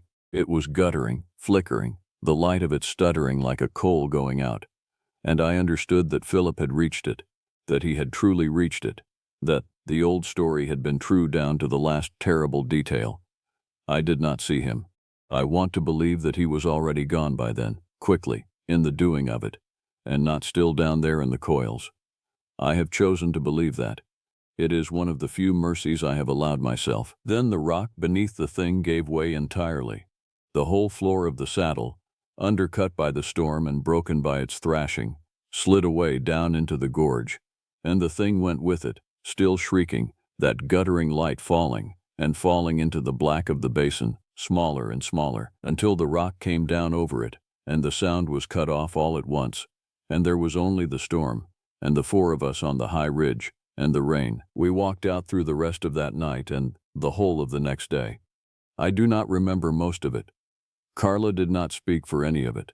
We reached the trailhead in the evening, filthy and starved and half out of our minds, and we drove down out of the mountains to the low store with the 2 fuel pumps, and the old man was there, and he took one look at the 4 of us where 6 had gone up, and he did not ask a single question. He gave us water and let us use his telephone, and when I tried to tell him, he stopped me. He said there was no need. He knew.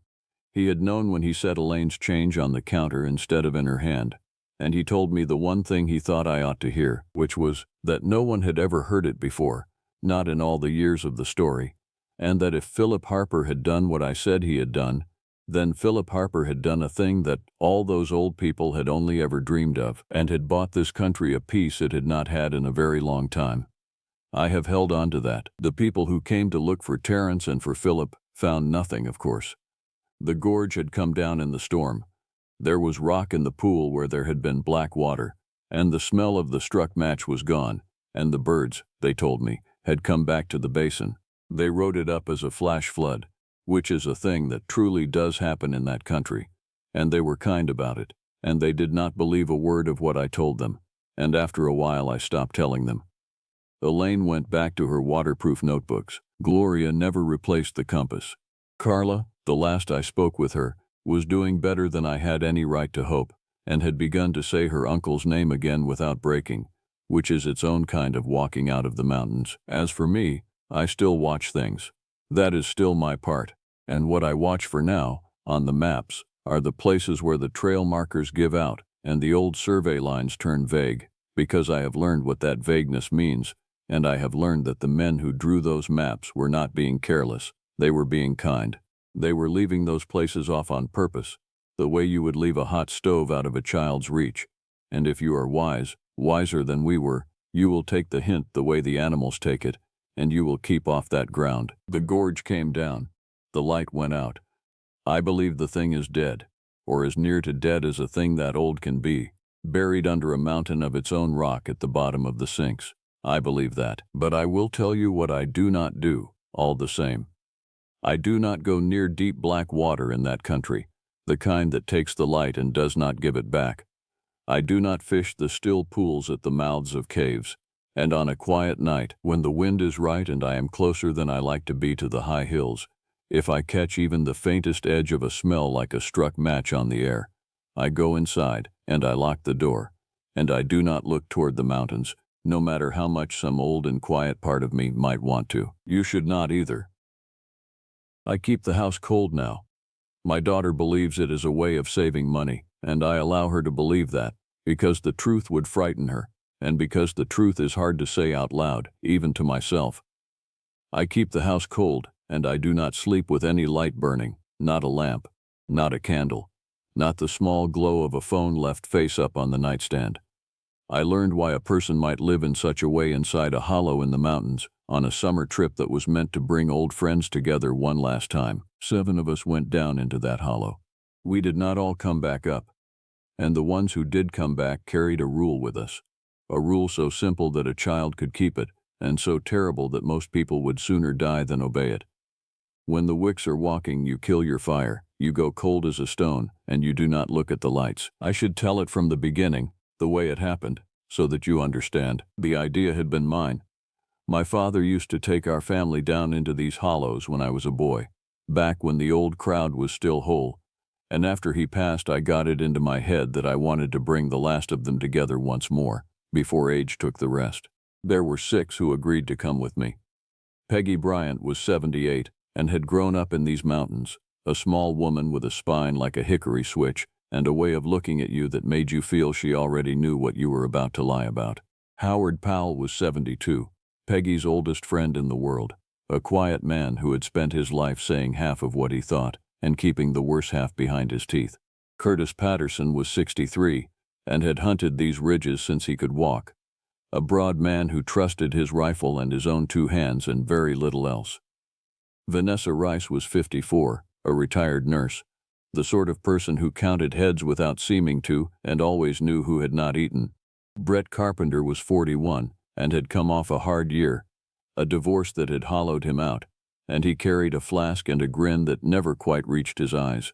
And there was Jenna Long, 35, the youngest of us, Vanessa's girl, quiet and watchful, the kind of person who feels the weather change an hour before the clouds do. We drove in on a Friday, 2 trucks, down a county road that gave up its pavement and turned to gravel, and then gave up its gravel and turned to a rutted track that ran along the creek. The signal on our phones died somewhere along that track and did not come back. The mountains closed in on either side.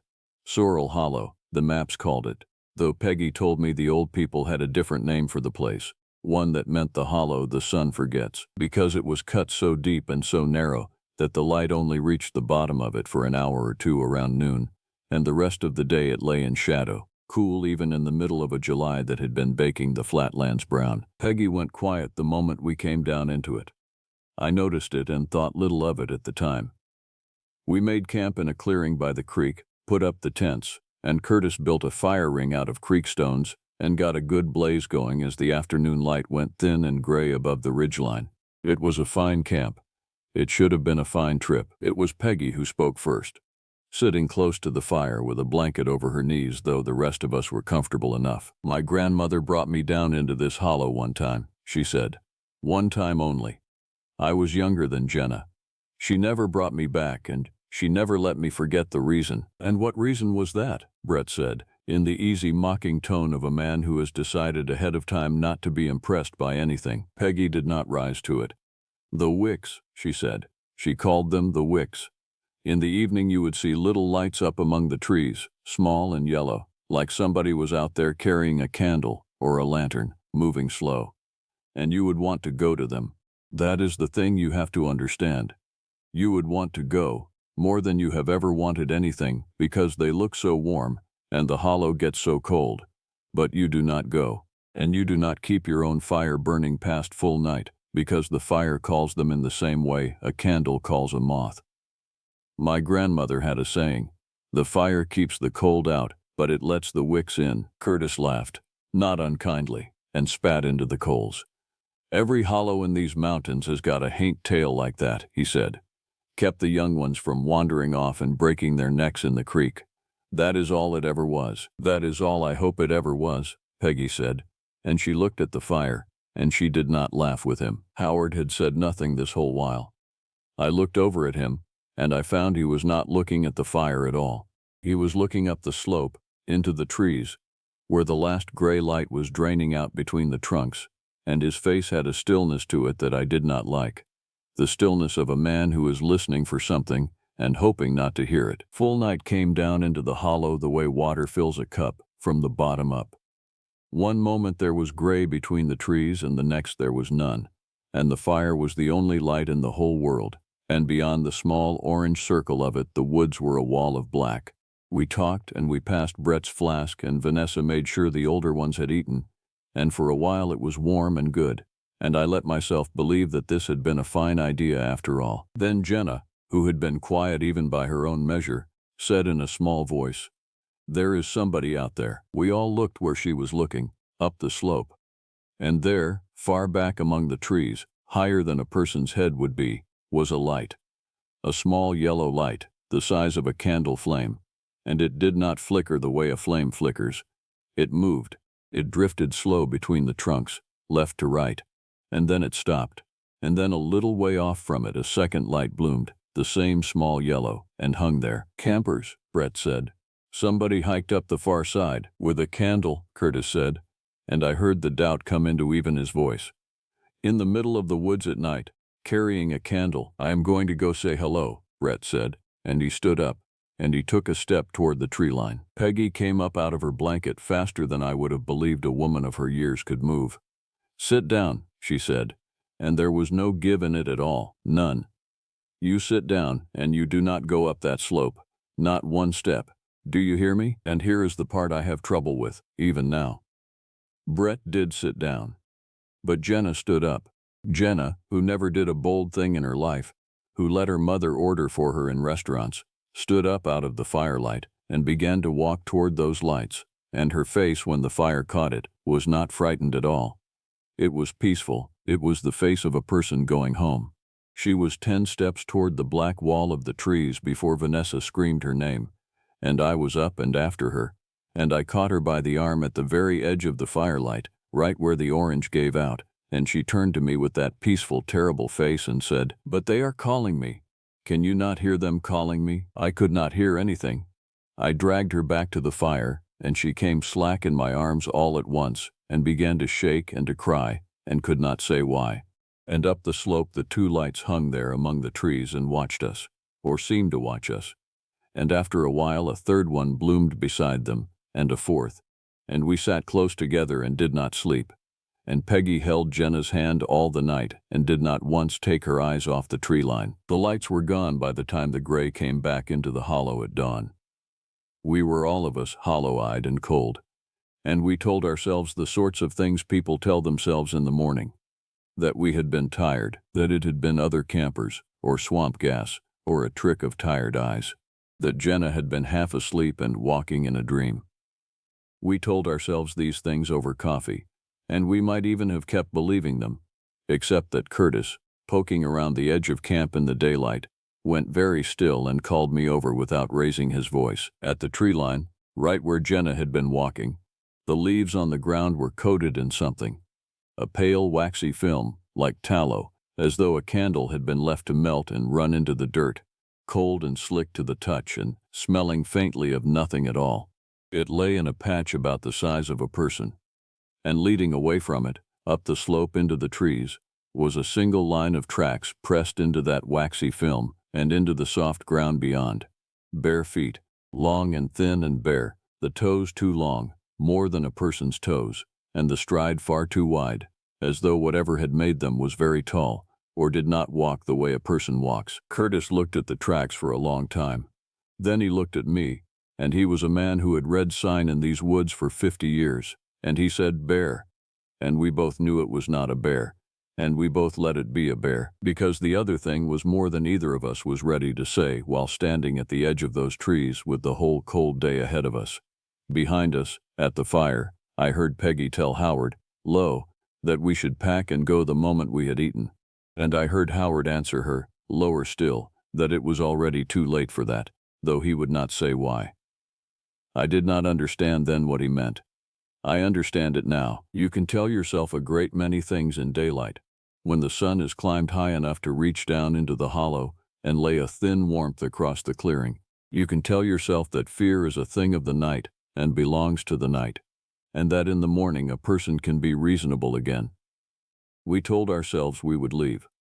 We agreed on it over breakfast, all of us, even Curtis. And then the day worked against us in the small, ordinary ways that days do. Peggy's knees were bad from the cold night, and she could not be hurried. One of the trucks would not turn over at first, and Curtis had to work at it. The track out was long and rough, and no one wanted to be halfway up it in the 2 trucks when night came down. By the time we had struck 2 of the tents and packed the coolers, it was past noon, and the little hour of sun was already sliding back up the ridge, and Vanessa said what the rest of us were thinking, which was that it would be madness to start out now and be caught on that track in the black. We would leave at first light. We would keep the fire small. We would all stay close, and we would keep watch in turns, and it would be one more night, only one, and then we would be gone from that place forever. I have gone back over that decision 1,000 times. I do not know that we could have made it out even if we had tried. But I made it, and I have to carry it. In the middle of the afternoon, Curtis and Brett went a little way up the creek to fill the water jugs and to gather wood. and they were gone longer than they should have been, and when they came back, Brett was gray in the face, and Curtis was carrying his rifle in both hands instead of over his shoulder. They had found a deer. A young doe, Curtis said, laid out in a clearing not 200 yards up the creek, and there was not a mark on it. No wound, no sign of a cat or a coyote, no torn ground, no blood. But the deer was dead, and it was cold, and that was the thing Curtis kept coming back to, the way a man does when he has seen a thing his whole life of experience cannot account for. It was cold, not cold the way a thing is cold when it has lain dead in the heat of a July afternoon, which is to say beginning to turn, beginning to bloat and to stink. This deer was not turning at all.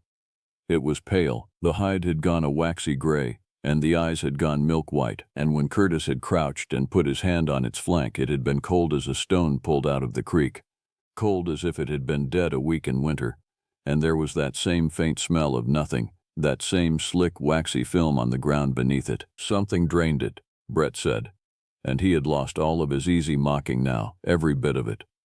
Something drank the warm right out of it. That is what it looked like it got poured out. It was sick, Curtis said. Deer get sick, it laid down and it died. But he said it to the fire, not to us, and his knuckles were white on the rifle, and I understood that he was not trying to convince us. He was trying to convince himself, and he was failing, and he knew he was failing. That evening, as the gray came down again, Peggy told us the rest of it. I think she had decided that we needed to know, that the time for treating it as a haint tale for children was past. She told it quietly, with her hands folded, and the fire made her old face look carved. She said the Wicks had always been in this hollow, since before her grandmother's grandmother, since before the old families came into these mountains at all, and that the people who were here before them had known to stay out, had a name for the place that meant the hollow the sun forgets, and had left it to itself. She said that a wick looked like a small light from far off, but that no one who had seen one up close had ever come back to describe it, except in the old stories, and the old stories said they were tall and thin and the color of tallow, and that the light you saw was the light that burned inside them, behind the teeth, where a person keeps a tongue, and that they gave off no heat at all no matter how bright they burned. She said they were cold, colder than anything, and that what they wanted, the only thing they wanted, was the warmth in a living thing. She said they could not take it if you did not come to them, and that the whole of their cunning was in the wanting they put into you, the pull, the way they made the cold hollow feel unbearable, and made their own small light feel like the last warm thing in the world, so that a person would walk to them on his own 2 feet, and stand before them and let it happen, smiling, the way Jenna had started to walk the night before. And the fire, Vanessa said. Her voice was steady, but I saw her hand find Jenna's. You said the fire calls them. The fire is the loudest warm thing there is, Peggy said. In the old days, when the Wicks were walking, folk knew to let their fires die at full night, and to sit in the cold and the black and not move and not make a light, and let the Wicks pass over them, because a wick cannot find what has got no warmth to it. That was the rule. The fire keeps the cold out, but it lets the Wicks in. My grandmother made me say it back to her until I could say it in my sleep. I can say it in my sleep to this day. Curtis stood up. I am not putting out that fire, he said, and there was something close to anger in it, the anger of a frightened man. It is going down near to freezing in this hollow at night, and we have got 2 people here past 70. We keep the fire, we keep watch, and if something comes into this camp, I have got something to say to it. And he patted the rifle, and no one argued with him, because the truth was that the thought of sitting in that cold black hollow with no fire was more than any of us could bear to think about. So we kept the fire. God help me, we kept the fire. They came earlier the second night. The gray had barely finished draining out of the hollow before the first light bloomed up the slope, and then there was another, and this time they were not content to hang far back among the high trees. This time they came down, slow, so slow, drifting between the trunks, winking out and blooming again a little nearer, ringing the camp on the upslope side, a dozen of them, and then more than I could count, small and yellow and steady, and the cold came down with them. It came down out of the trees like water, and it put out the warmth of the fire from 10 feet away, so that we crowded in close, and our breath began to smoke, in July, and Jenna began to make a low sound in her throat, and Peggy held her and told her over and over, "Do not look at them, do not look. Keep your eyes on the fire and behind the lights." Now, when I let my eyes go where Peggy said they should not, I could see shapes, tall, pale shapes, thin as burned matches, standing between the trees at the edge of where the firelight gave out, and the small yellow lights hung at the height where their mouths would be. It was Brett who broke.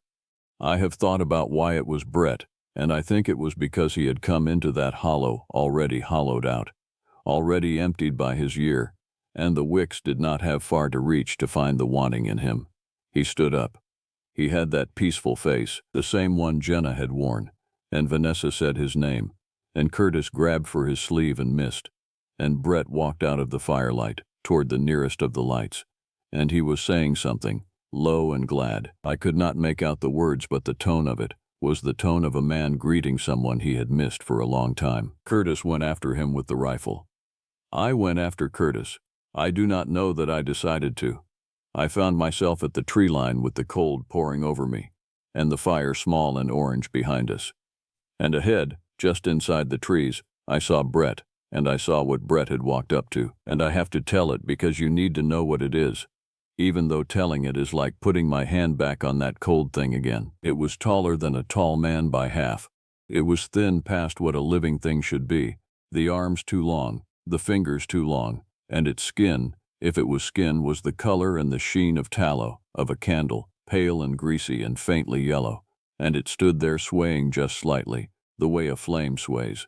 Its face was long and its mouth was open too wide, and inside the mouth, where a person keeps a tongue, there was a small yellow flame burning, steady, and that was the light. That was the light we had been watching for 2 nights. It burned and it threw no heat at all. The cold came off that thing in waves, off all of them. A cold that got into the teeth and the roots of the hair. And Brett stood before it with his face turned up to that flame, smiling, and even as I watched, the color was going out of him. His skin was going gray and waxy. His smile did not change. Curtis raised the rifle and fired. The sound of it was enormous. It slapped off the ridges and came back, and it did nothing. The wick did not flinch. It did not so much as turn. It bent its long body down over Brett, the way a person bends to drink from a fountain. And Brett gave a long, soft sigh, and the little flame in its mouth brightened, and I understood, in the way you understand a thing in a nightmare, that it was drinking. That it was drinking the warmth and the life straight out of him, and that Brett was letting it, was glad of it, right to the end. We could not save him. I want you to know that we tried. That Curtis fired again and then swung the rifle like a club and struck the thing across its long pale arm. And that where the barrel touched it there was a burst of that terrible cold, a cold so fierce that Curtis cried out and dropped the rifle. And when he snatched his hand back, the skin of it had gone white and waxy to the wrist, and he could not feel his fingers. We could not save Brett. By the time we got hold of him and dragged him back toward the fire, he was already cold in our hands, already gone gray and waxy and light, too light, like something poured out and left empty, and his eyes were milk white and his face still wore that peaceful and dreadful smile. We laid him by the fire. There was nothing in him. Vanessa, who had spent her whole working life bringing people back, put her hands on him and then took them away and shook her head and could not speak. And the wicks came down closer, drawn by our fire, ringing the camp. A wall of small yellow lights and tall pale shapes swaying at the edge of the black. And Peggy stood up in the middle of us with Jenna clinging to her, and she said the thing none of us wanted to hear, the thing we had refused to do, the only thing left. "We have to put out the fire," she said. "We have to put it out, and we have to go cold, all of us, cold as that deer, cold as poor Brett, and we have to lie still in the black and not move and not make a light, no matter what comes into this camp, no matter what we see, until the sun comes back. It is the only way any of us walks out of this hollow. The fire keeps the cold out, but it is letting them in, and they will take every one of us before morning if we do not let it die." There is a particular kind of quiet that comes over people when they understand they are going to have to do the one thing they swore they would not do. We stood around that fire, 6 of us living and Brett lying cold and waxy at our feet, ringed in by more of those swaying lights than I could count, the cold pressing in so hard that our breath came out in clouds, and we understood, all of us, that Peggy was right, and that the fire we had clung to like a child clings to a hand in the night was the very thing that was going to get us killed. Curtis would not do it. I want to be fair to him, because he was a brave man in the way he understood bravery, and everything in him had spent 63 years learning that when a threat comes at you, you meet it, you do not lie down in front of it and go still. His hand was ruined, white and waxy to the wrist, and without feeling, and he held the rifle awkwardly in the other hand, and he said, "You put out that fire, and we freeze. You put it out, and those things come in here in the black, and we cannot even see them coming. I would rather see it. I would rather go with my eyes open." And I understood him. But Peggy took hold of his good arm with both her small hands, and she looked up into his face, and she said, "Curtis, seeing it is what kills you. The wanting to see, the wanting to fight, the wanting to keep warm. That is the door you open to them. You have got to go cold. You have got to want nothing. It is the hardest thing there is, and it is the only thing that works. I did it. I was a girl, and my grandmother put me down in the leaves and lay on top of me and made me go cold and still while they walked over us both, and I am here, and everyone in this hollow who ever kept their fire burning is not." And Curtis looked at her for a long moment, and I thought he would come around.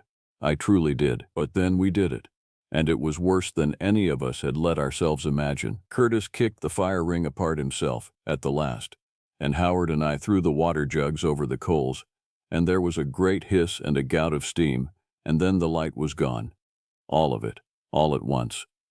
The blackness that came down was total, a blackness with weight to it, and into that blackness poured a cold that took the breath out of me, and I heard Jenna gasp and Vanessa hush her, and Peggy's voice, low and steady, saying, "Down, everyone down in the leaves, lie flat, do not move, do not speak, do not make a light, go cold. Whatever you hear, whatever touches you, you go cold, and you wait for the sun." I lay down in the wet leaves beside Jenna, and I took her hand and I felt her shaking, and I willed her to be still.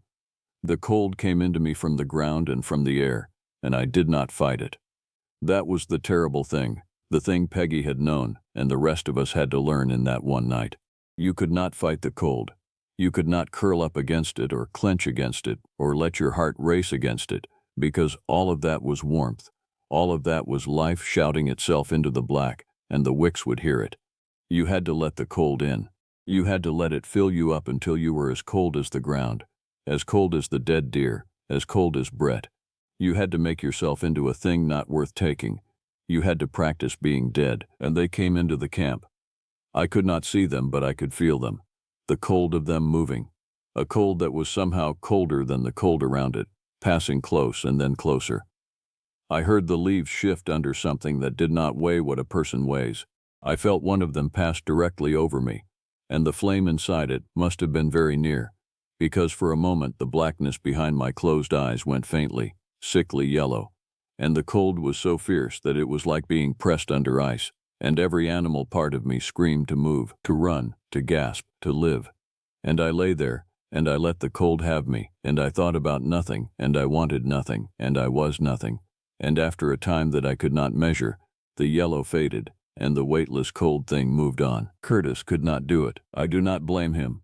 I will never blame him. His hand was full of that unnatural cold already, and I think it never let him get still. I think the ruined hand kept screaming warmth into the black no matter what he did. And I think the fighter in him, the part that had kept him alive in these mountains for 60 years, would not let him lie down and play dead while a thing bent over him. I heard him move, off to my left, in the black. I heard the leaves as he got up, and I heard him breathing hard and fast, warm, frightened breath, and I heard him say, low and shaking, "Come on then, come on." And I heard the awful blooming quiet as the lights turned toward him altogether, and I heard him make one sound, one short sound, and then nothing, nothing at all. And a moment later the cold near me deepened, briefly, as though something had passed by well fed.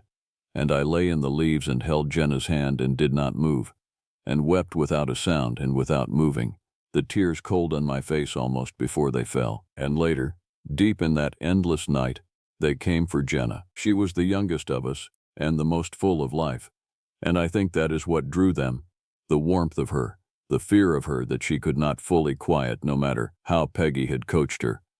I felt the cold gather over us. I felt the yellow light bloom behind my eyelids, close, closer than before, and I felt Jenna's hand seize in mine, felt the scream building in her, felt her about to break the way Curtis had broken. And I could do nothing, because to move was to die. And I lay there in an agony I have no words for, feeling the child beside me about to be taken, and unable to lift a hand. And Howard rose up. I did not know it was Howard until after. In the black, I only knew that someone near us got to their feet, deliberately, an old man's slow, careful rising, and that a small flame sparked to life, a cigarette lighter, a tiny warm yellow flame held up in the freezing black, and that Howard's quiet voice, the voice of a man who had spent his whole life saying half of what he thought, said, clear and steady, "Here, over here, leave the girl, I am warmer, come and see." And the cold over Jenna and me lifted all at once, drawn away, and the yellow light behind my eyes went out, and I heard the whole freezing weight of them move toward that one small brave flame, and I heard Howard say, softer, almost kindly, "That is right. That is right. Come on."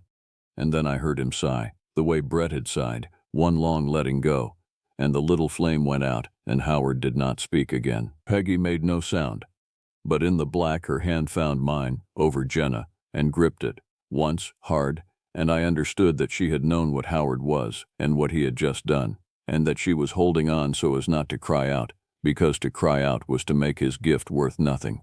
So we held on, the three of us, and we went cold, and we waited, and the wicks, fed and slow, drifted back up the slope, and the endless night at last began to gray. The sun does not truly reach the bottom of that hollow until near noon.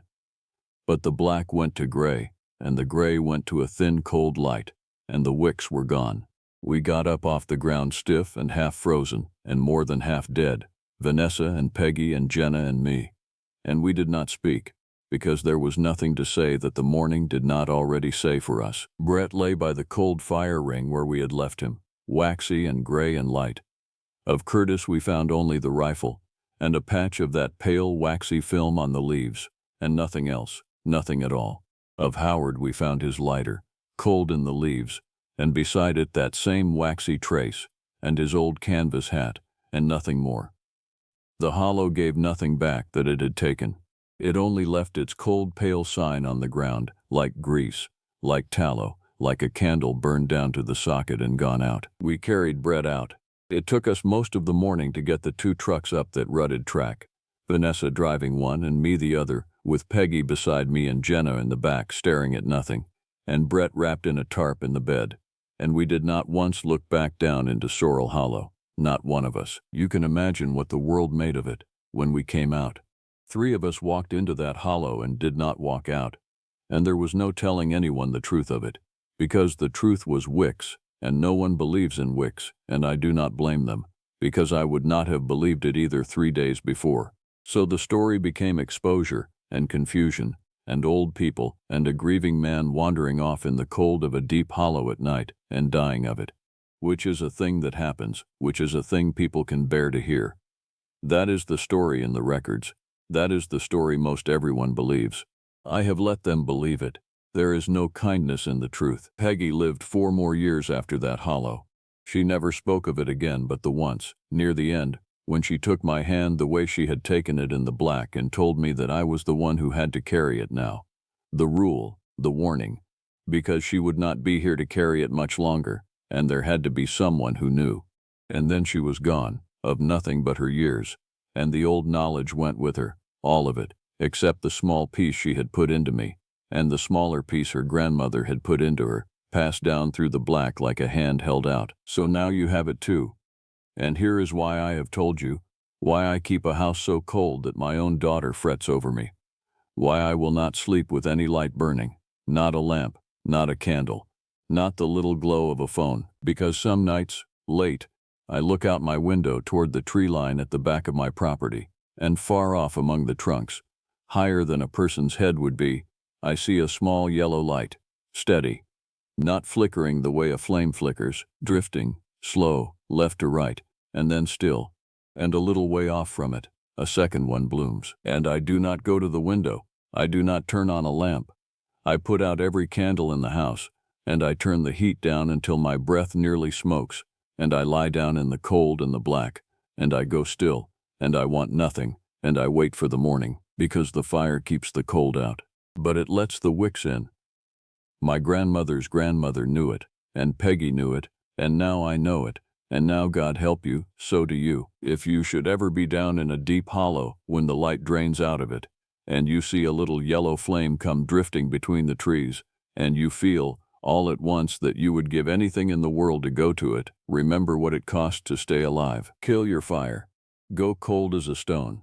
And do not, whatever you do, look at the lights.